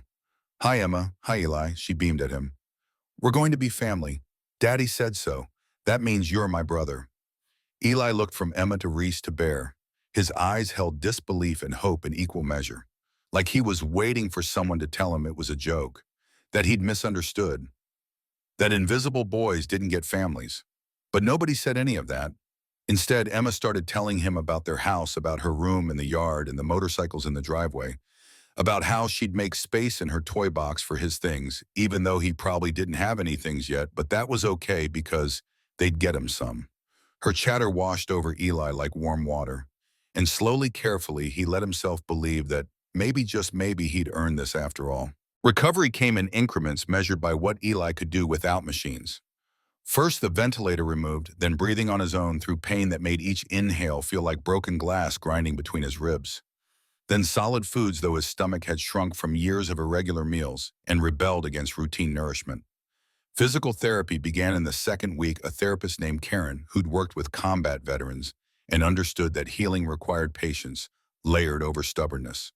Eli's body fought back against movement. The shoulder fracture had been pinned, but the joint remained stiff, refusing to lift his arm past 90 degrees. His leg, held together with a titanium rod, wouldn't bear full weight for months. The chest wound ached with every breath, a reminder that his lung had collapsed and been reinflated by human hands in an operating room, while he'd floated somewhere between life and its alternative. But he was alive. That fact alone seemed to surprise him each morning when consciousness returned. Reese visited twice daily, bringing Emma after school and staying until the nurses insisted they leave. Bear came regularly, often sitting in silence, just presence without pressure. Other brothers rotated through these large men with scarred hands and military bearing, who treated Eli with a gentleness that contradicted their appearance. Tiny brought a handheld gaming system, something to occupy the hours between therapy sessions. Wyatt brought books, classics like Treasure Island and The Old Man and the Sea, and read aloud when Eli was too exhausted to hold pages himself. Tommy Chen visited with his grandmother, bringing homemade soup and awkward teenage conversation that gradually became easier. "You saved my life," Tommy said it during his third visit, the words tumbling out like he'd been holding them back too long. "That van would have hit me. I think about it every day. How I'd be dead if you hadn't grabbed my arm." Eli looked at his hands, the IV bruises fading from yellow to green. "I just pulled your arm." "Yeah, and now I'm alive," Tommy's voice cracked slightly. "So when you showed me that notebook when you tried to warn us about Emma, I should have made someone listen. I owe you twice now. You don't owe me anything." But the words settled between them anyway. A debt acknowledged, even if not accepted. The offerings accumulated on the windowsill. Get-well cards from people Eli had never met. Small gifts from brothers who understood what it meant to recover from wounds that went deeper than tissue damage. A photograph Emma had drawn of their family stick figures holding hands with Eli's figure wearing a cape because heroes needed capes, she'd explained seriously. De Martinez checked his progress daily, her professional assessment gradually shifting toward cautious optimism. The infections they'd feared never materialized. His young body, despite years of malnutrition, possessed a resilience that worked in his favor. By week 3, she began discussing discharge plans. "You'll need ongoing physical therapy, weekly checkups for at least 6 months, pain management as the wounds finish healing." And she paused, choosing words carefully, "someone to talk to about everything that's happened." "A therapist." Dr. Martinez nodded. "Trauma doesn't heal the same way bones do. It needs different attention." Eli studied his hands, the IV bruises fading from yellow to green. Will it go away? The dreams. She sat on the edge of his bed, a breach of professional distance that spoke to something beyond medical obligation. "No, but they become manageable. You learn to carry them without them carrying you." "How long did it take you?" Her eyes widened slightly. "I served in Iraq, lost people I cared about, and I still have nights where sleep doesn't come easy. But I learned to build a life around the holes instead of falling into them." She stood, returning to clinical posture. "The point is, you don't do it alone. That's what therapy's for, what family's for." The words still landed strange in Eli's ears. Family, like a concept he understood intellectually but couldn't quite believe applied to him. Detective Santos returned during week 4 with a briefcase full of evidence and a tablet showing mugshots. She pulled a chair close to Eli's bed, her manner professional but not unkind. "I need you to look at these photos. Tell me if you recognize anyone." Eli scrolled through faces, his finger pausing on the third image. Heavy build, bald head. The man from the silver Civic. Him, he was watching the house. Drove the car most days. Rafael Cruz. Santos made a note. "Keep going." The 7th photo stopped Eli's finger.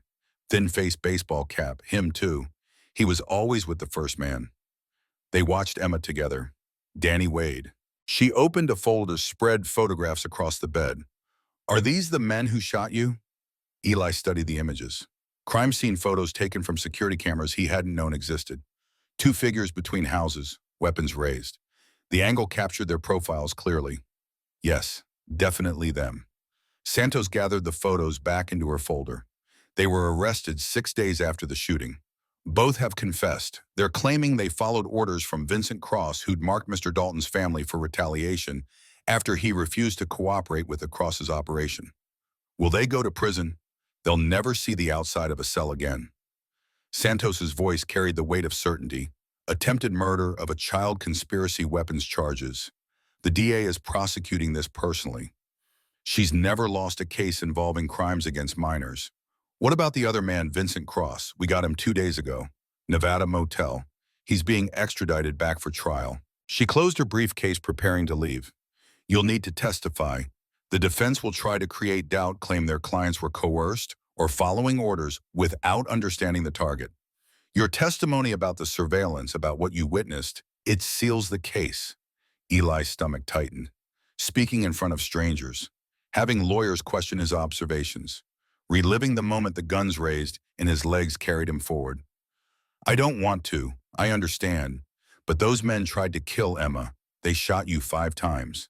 If you don't testify, there's a chance, small but real, that they could argue down to lesser charges. Get out someday. The thought of Raphael and Danny free walking streets where Emma might be crystallized Eli's resolve faster than any appeal to duty could have. When's the trial? 6 months from now, probably. You'll be recovered by then, and you won't be alone. Mr. Dalton will be there. The whole brotherhood from what I've seen. Eli nodded, accepting the future burden because the alternative was unthinkable. Santos stood to leave, then paused. One more thing. We've been investigating your foster care placement. The one you ran from. A boy named Marcus. Eli's hand went automatically to the burn scar on his forearm. We have evidence he abused multiple children in that home. Your case combined with others is enough to press charges. He'll face justice too. Eli felt something shift in his chest. Not quite relief, but acknowledgement that the past was being addressed, not just buried. The adoption process began while Eli still used a walker. Social services assigned a caseworker named Ms. Rodriguez, a woman in her 60s who'd spent 30 years in the system and developed a weary skepticism about easy solutions to complex problems. She interviewed Reese extensively, wanted financial records proving he could support another child, employment history, criminal background checks that came back clean, references from employers, neighbors, and fellow Iron Brotherhood members who provided character statements bordering on testimony. She inspected the Dalton home, measuring bedrooms and checking safety features with clipboard efficiency. Interviewed Emma at school, asking questions about her father and their home life, looking for signs of instability or danger that weren't there. Then she sat across from Eli in a hospital conference room, just the two of them, her expression neutral in that way professionals developed when they'd seen too much to be surprised anymore. Tell me about the Daltons. Reese's Eli searched for words that felt too big for his vocabulary. He's good, patient. Emma's happy. The house is clean. There's food. Those are observations. I'm asking what you want. The question landed harder than expected. What did he want? He'd spent 2 years not wanting anything beyond the next meal, the next safe place to sleep. Wanting meant hoping. Hoping meant disappointment. But the answer came anyway, quiet and certain. I want to stay with them. I want Emma to be my sister. I want Reese to be my dad. Ms. Rodriguez made notes without looking up. You understand what adoption means? It's permanent, legal. You'd be Eli Dalton, not Eli Stone. Your history changes. I killed my parents, my sister. Maybe changing my name means I can stop being that person. Ms. Rodriguez's pen stopped moving. She looked at him directly for the first time. You were 8 years old in a car accident. That's not murder. That's tragedy. And regarding your foster care placement, we've uncovered significant abuse. Marcus Williams is being charged. What he did to you, to other children, that wasn't your fault either. Everyone keeps saying that because it's true, though I suspect you won't believe it until you're ready. She closed her folder. I'm recommending approval, but there will be a hearing. A judge will need to confirm that this placement serves your best interests. Be prepared to answer questions. Be honest. What if the judge says no, then we appeal. And keep appealing. But that won't happen. Mr. Dalton has everything required: stable income, safe home support network. And more importantly, he wants you. Not for publicity or to be a hero, because he genuinely believes you belong in his family.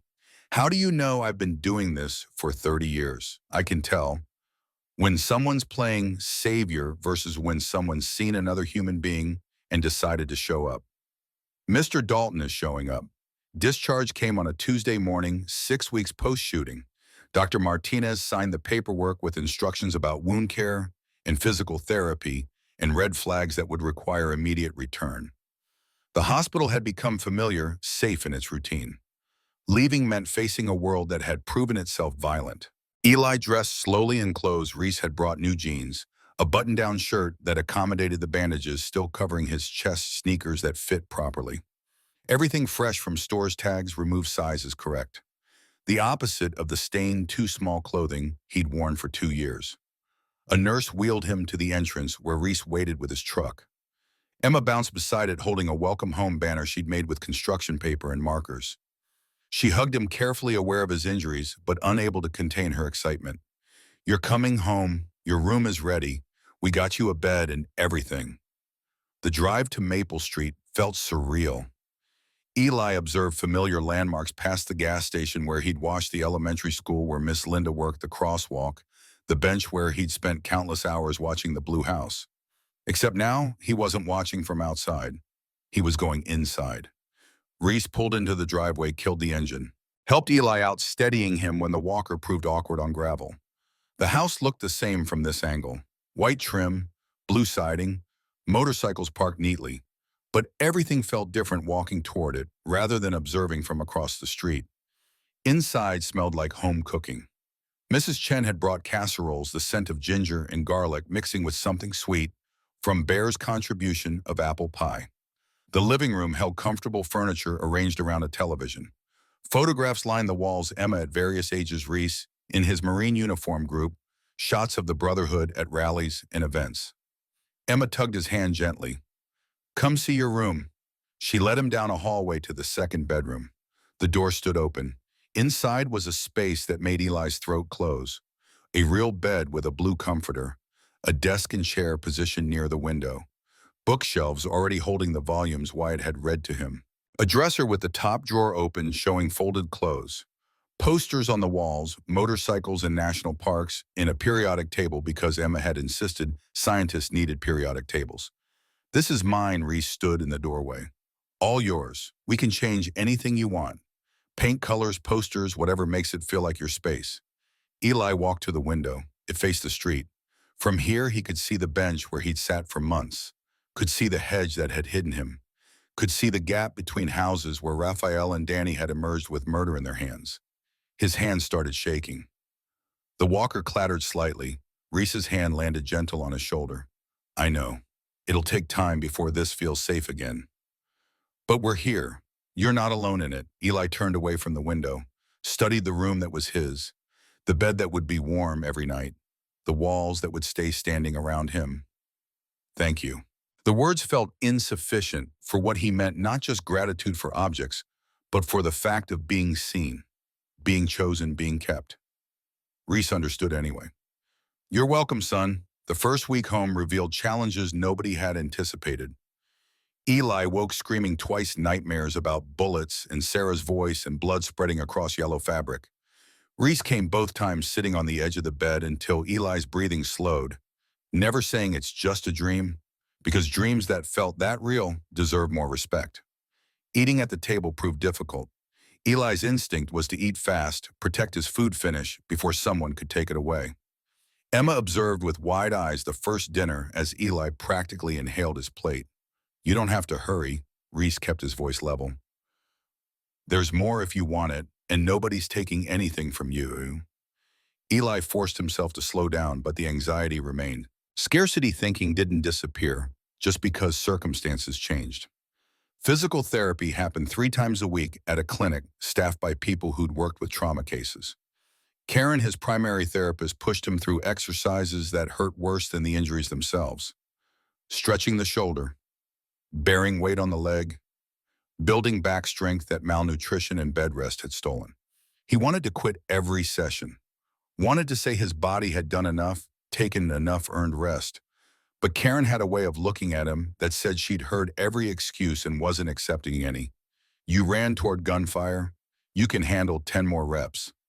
School enrollment waited until his mobility improved, but a tutor came to the house daily. Mr. Patterson, retired teacher in his 70s, assessed Eli's education with kind efficiency and started filling gaps. Math had fallen away during street years. History was spotty. Science barely existed beyond what he'd observed surviving. But reading remained strong. Eli devoured books the way he'd once devoured scarce meals. Stories became escape routes from a body that still hurt and a mind that wouldn't settle. Emma helped in ways she didn't realize. She'd burst into his room after school chattering about her day, demanding he help with homework, or watch her practice cartwheels in the yard. Her presence didn't allow wallowing, didn't permit him to disappear into the guilt and fear that waited in quiet moments. One afternoon, she flopped on his bed, careful of his injured leg, stretched out on pillows. Jordan at school asked if you're really my brother now. What did you tell her, that you're not my brother? Yet, but you will be soon, as the judge says so, and that you're the bravest person in the whole world. Eli studied her, this 6-year-old, with absolute faith in simple truths. I'm not brave. I was terrified. Daddy says being brave means doing the right thing even when you're scared. So you're definitely brave. The logic was irrefutable in the way only children's logic could be. Bear brought Marco to the house 8 weeks after Eli's discharge. The teenager hung back uncertain, but Bear's presence provided cover for the awkward introduction. Eli, this is Marco. He's been on the streets about 6 months. Thought maybe you two could talk. Marco was 12 taller than Eli, but carrying the same wariness, the same careful observation of exits and threat assessment. His clothes were dirty, but not filthy. His face showed exhaustion more than hunger. They sat on the porch, Bear, giving them space by heading inside with Reese. How long were you out there? Marco's voice carried the flat affect of someone trying not to care about the answer. 2 years. Marco's eyes widened. How Eli shrugged the motion, pulling at his healing shoulder. You learn what's safe, who to avoid, where to sleep without getting hurt. It becomes routine. I've been sleeping under the overpass, but there's this guy older who keeps trying to get me to... Marco stopped, looked away. I know. There are people like that. You have to stay visible during the day. Move at night. Never let anyone corner you alone. Is that how you survived? Eli touched the scar on his forearm, the burn from Marcus in foster care. Mostly. Not always. Marco felt quiet, processing. Bear said you got shot saving some kid. Emma, Eli nodded toward the house where Emma's voice carried through the screen door. She's my sister now. Or will be once the adoption's final. You're getting adopted, yeah. By the guy inside the biker Reese. He's good, patient, doesn't hit or yell, actually cares. Marco's skepticism showed clear in his expression. And you believe that I didn't at first. But yeah, I do now. Why? Because he shows up. Every day. Even when I'm difficult or scared or mess up. He just shows up. Marco picked at his shoelace, the nervous motion of someone who wanted to believe but couldn't afford the risk. Nobody just helps. There's always something they want. Eli remembered thinking the same thing. Remembered refusing help from Mrs. Chen, running from Miss Linda's kindness, rejecting every offered hand because hands that helped also hurt. Sometimes people help because it's right, not because they get something out of it. That's naive, maybe. But I'm sitting here instead of under a bridge, so maybe naive works better than I thought. Bear emerged from the house, cutting the conversation short. Marco, Mrs. Chen has space in her house. Her grandson Tommy lives there too. You'd have a real bed, regular meals, rules, but fair ones. You interested? Marco studied Eli, searching for confirmation that this wasn't a trap. Mrs. Chen's good. She helped me even when I wouldn't let her. Tommy's solid. You could do worse. After a long moment, Marco nodded. Okay, I'll try it. Bear's hand landed on the boy's shoulder. That's all anyone can ask. Try. Observing Marco leave with Bear, Eli felt something shift. He'd been helped. Now he'd passed it forward even just a little. The debt he'd been trying to pay started feeling less like obligation and more like choice. The court hearing happened on a cold October morning, 4 months post-shooting. Judge Harold Morrison presided, the same judge who would later sentence Rafael Cruz and Danny Wade to life terms. His chambers were wood-paneled and serious-lined with law books that seemed to carry the weight of every case they'd informed. Eli sat between Reese and the lawyer Collins, wearing clothes that Emma had helped pick out, khakis and a button-down shirt that made him feel like someone playing dress-up as a normal child. His legs still ached in cold weather. His shoulder protested when he moved wrong.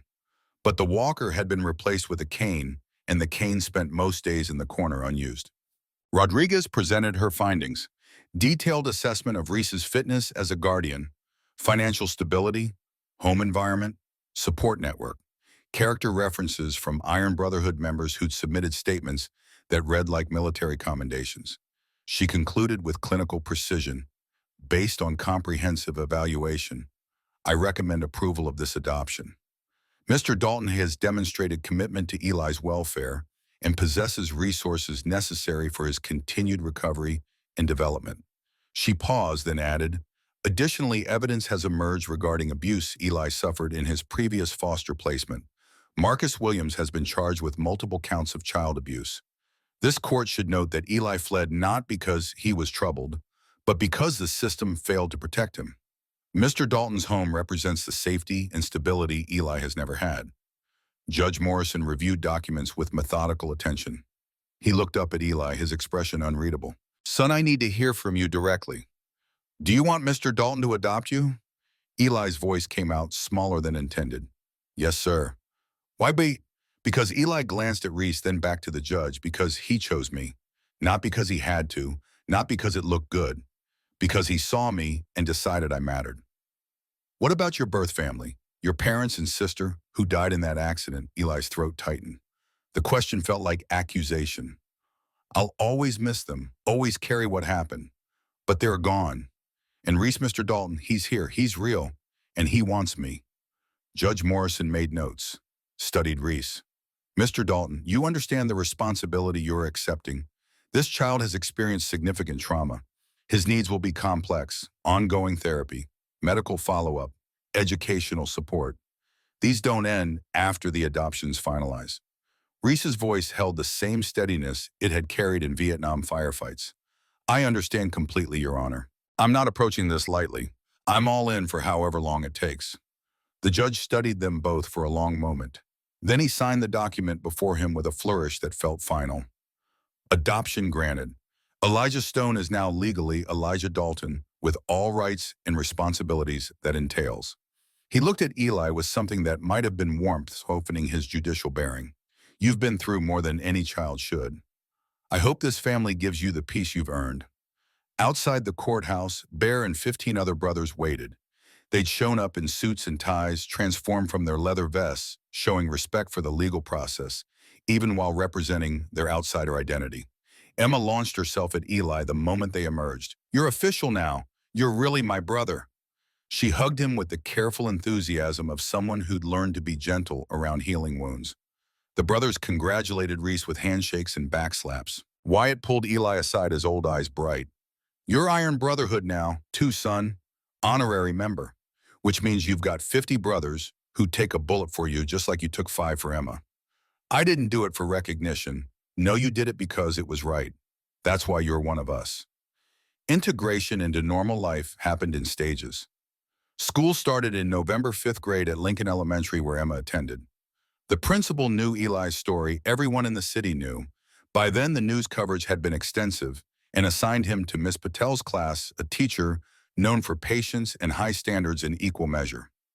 Walking into a classroom full of children who'd never been homeless, never gone hungry, never wondered if they'd survived, the night felt like visiting a foreign country. They stared with the open curiosity of kids who'd heard about the shooting but didn't understand the weight of it. Ms. Patel addressed it directly the first day. This is Eli Dalton. He's joining our class. I expect you all to treat him with the same respect you show each other. His story is his to share or not share. We don't ask intrusive questions. Understood. A chorus of yes, Ms. Patel. Eli took a desk near the window, hyper-aware of his differences. His clothes were new, but he wore them awkwardly. His social skills had atrophied from isolation. His academic knowledge had gaps that made simple assignments complicated. But one boy approached at lunch. Jordan Chen, Tommy's cousin, who'd heard about Eli from family and didn't seem intimidated. Want to sit with us? The question was casual, but the invitation meant more than Jordan realized. Eli followed him to a table where 3 other boys argued about which superhero could beat which other superhero in a fight. Jordan introduced him without ceremony. This is Eli. He's new. The other boys made space, included him in their debate. Didn't treat him like either a victim or a celebrity, just another kid with opinions about fictional powers.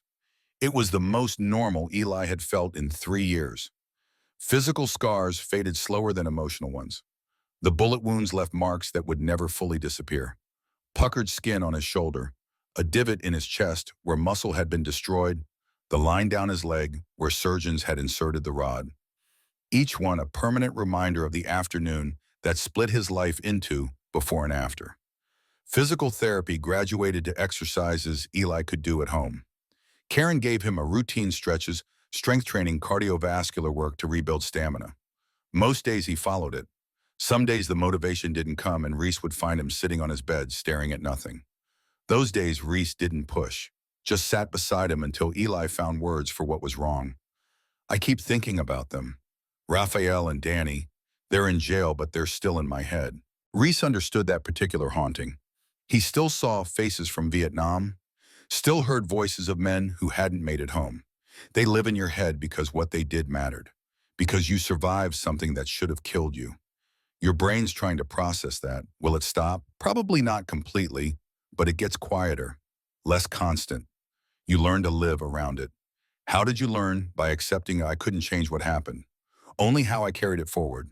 The conversations happened in fragments. Late nights when Eli couldn't sleep, early mornings when nightmares woke him, quiet moments in the garage while Reese worked on motorcycles and Eli observed, learning through observation the same way he'd learned to survive. 8 months after the adoption, on a Saturday morning that started like any other, Reese collapsed in the garage. Eli was there handing him tools while Reese worked on a vintage Harley. One moment Reese was reaching for a wrench. The next he was on the ground, clutching his chest, his face gray. Dad. The word came automatic now, no longer strange on Eli's tongue. Reese, his voice came out strained. Phone.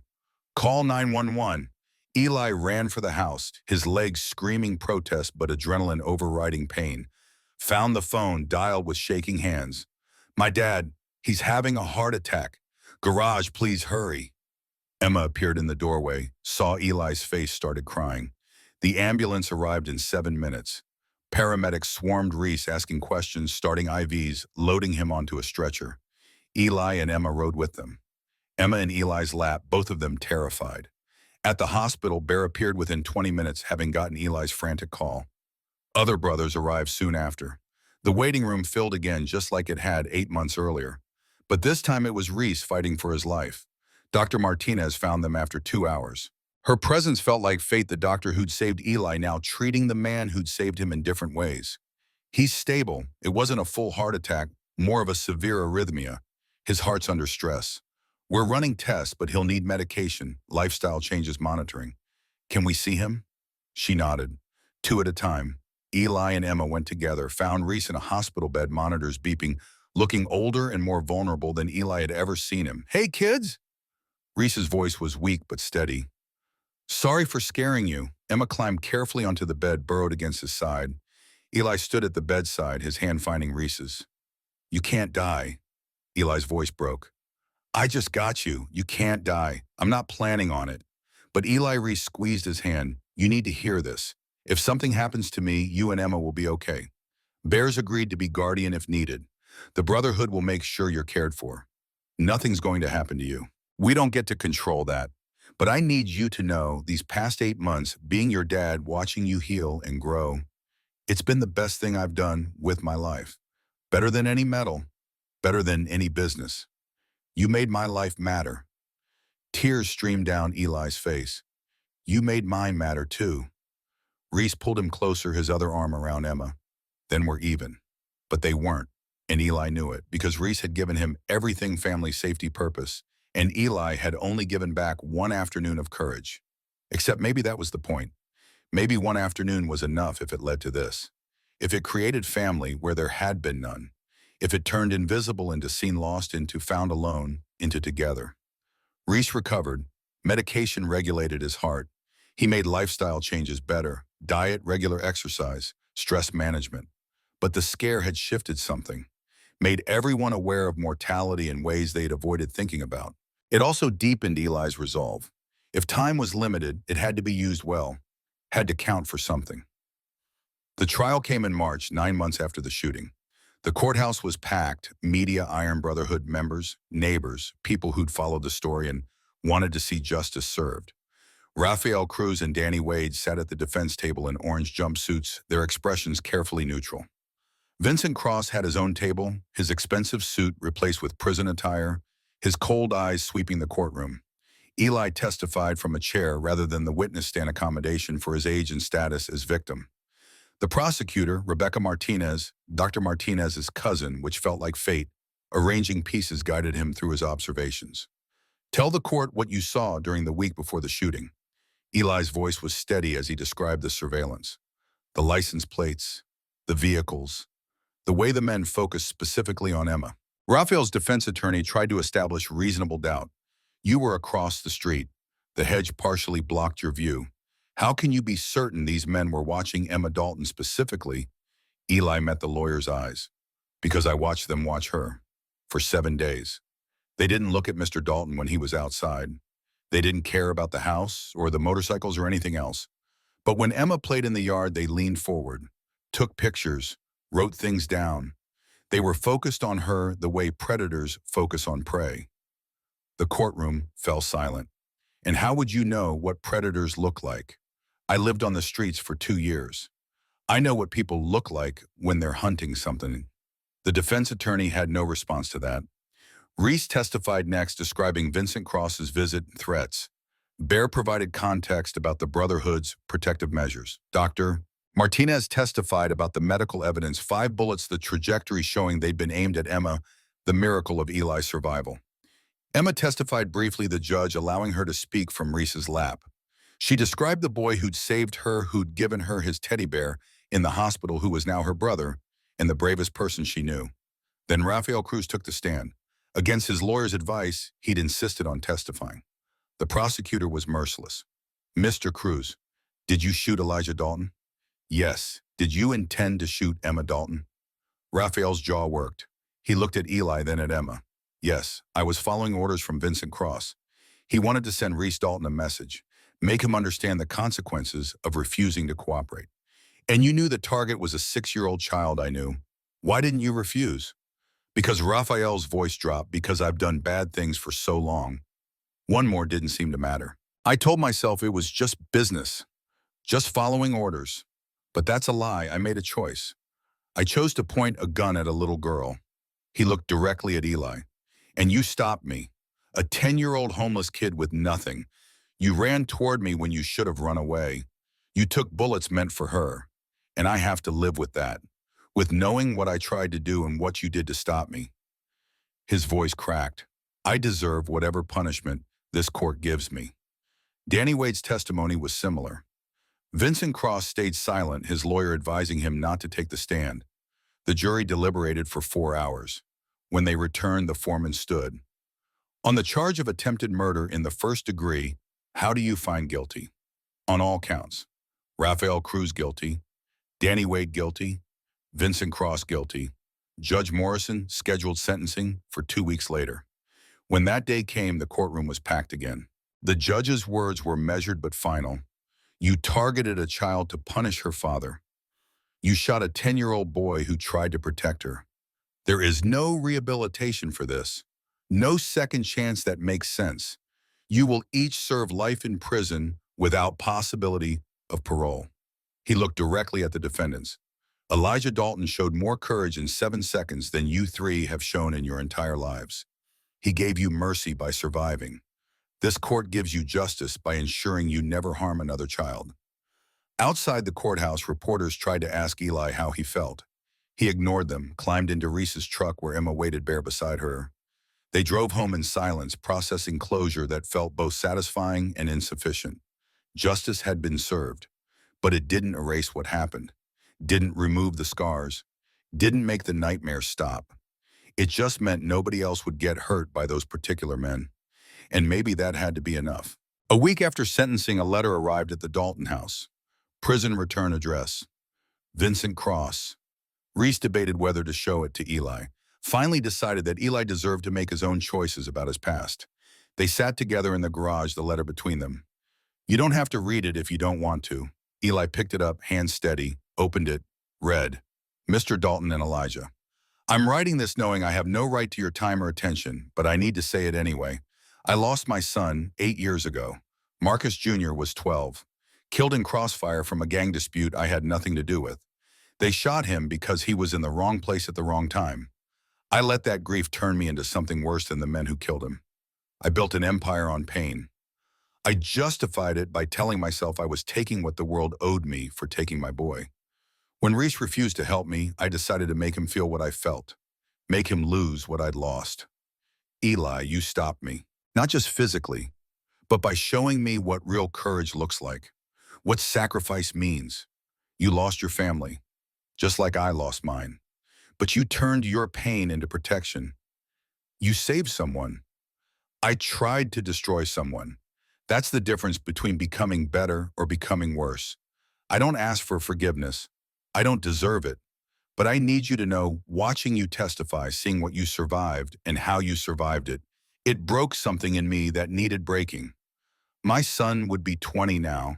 I hope he would have been more like you than like me. Vincent Cross. Eli read it twice, set it down, stared at nothing for a long moment. Reese waited. Finally, Eli spoke. He's right about the choice, about pain making you better or worse. What are you going to do with the letter? I don't know. Maybe keep it as a reminder that I could have gone his way, that losing everything could have made me into someone who hurts people instead of helps them. That took strength. Choosing the harder path. Eli shook his head. It took Sarah, her voice in my head telling me not to fail again. It took Emma needing protection. It took you showing me what a good father looks like. He looked at Reese. I forgive him. Not because what he did was okay, but because carrying hate is too heavy, and I'm tired of carrying heavy things. Reese pulled him close, one arm around his shoulders. You're going to be okay, son. Better than okay. You're going to do great things. 2 years after the shooting, on a Saturday morning that felt like every other Saturday morning except for its significance, Eli sat on the porch with Marco. The younger boy had thrived under Mrs. Chen's care, started school, made friends, stopped looking over his shoulder constantly for threats. They developed a routine of sitting together weekend mornings, not talking much, just existing in companionable silence while the neighborhood woke around them. A kid appeared at the corner. Boy, maybe 9, too thin clothes that didn't fit right. He walked with the careful awareness Eli recognized immediately, assessing threats, noting exits, surviving. Marco saw him too. Another one. Eli stood, his limp barely noticeable now, except in cold weather. Yeah, another one. You going to help? We're going to help. They crossed the street together. The boy watched them approach with wary eyes, tensing like he might run. Eli stopped a respectful distance away. I'm Eli. This is Marco. You hungry? The boy's eyes darted between them, calculating risk versus need. What do you want? Nothing, just offering breakfast. My dad makes terrible pancakes, but they're food. Why would you do that? Because someone did it for me once. Changed everything. The boy studied them for a long moment. Then I'm Diego. Eli smiled, the expression coming naturally now after 2 years of practice. Come on, Diego, let's get you fed. They walked back toward the house where Reese was already making coffee, where Emma would be waking soon, where the kitchen table had space for one more. Behind them, the bench where Eli had spent months watching sat empty, waiting for the next observer, the next invisible child who needed to be seen. The circle continuing forward. Inside, Reese looked up as they entered, saw Diego, understood immediately. Morning, he held out his hand to the new boy. I'm Reese. You're welcome here. Diego took the hand hesitantly. I don't have money. Don't need money. Just need to be hungry. You hungry? Diego nodded. Then sit. Pancakes coming up. Fair warning, they're not great, but my kids eat them anyway. My kids. Plural, including Eli in that statement as naturally as breathing. Emma appeared in her pajamas, rubbing sleep from her eyes. Saw Diego and smiled. Hi, I'm Emma. Are you staying just for breakfast? Okay, maybe after you can stay longer. We have extra rooms. Diego looked overwhelmed. Eli remembered that feeling, the impossibility of kindness after so long without it. It's real, Eli told him quietly. They mean it. It's okay to trust this. How do you know? Because I'm proof.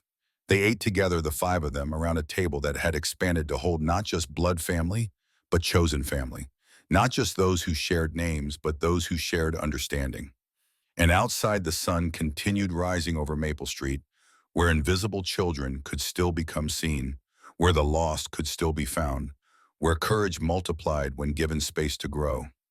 One boy at a time, one table at a time, one family at a time. The legacy rippling forward, endless and unstoppable, built on the simple truth that Eli had learned at 10 years old. Sometimes the bravest thing you can do is believe you're worth saving, and then help someone else believe it too.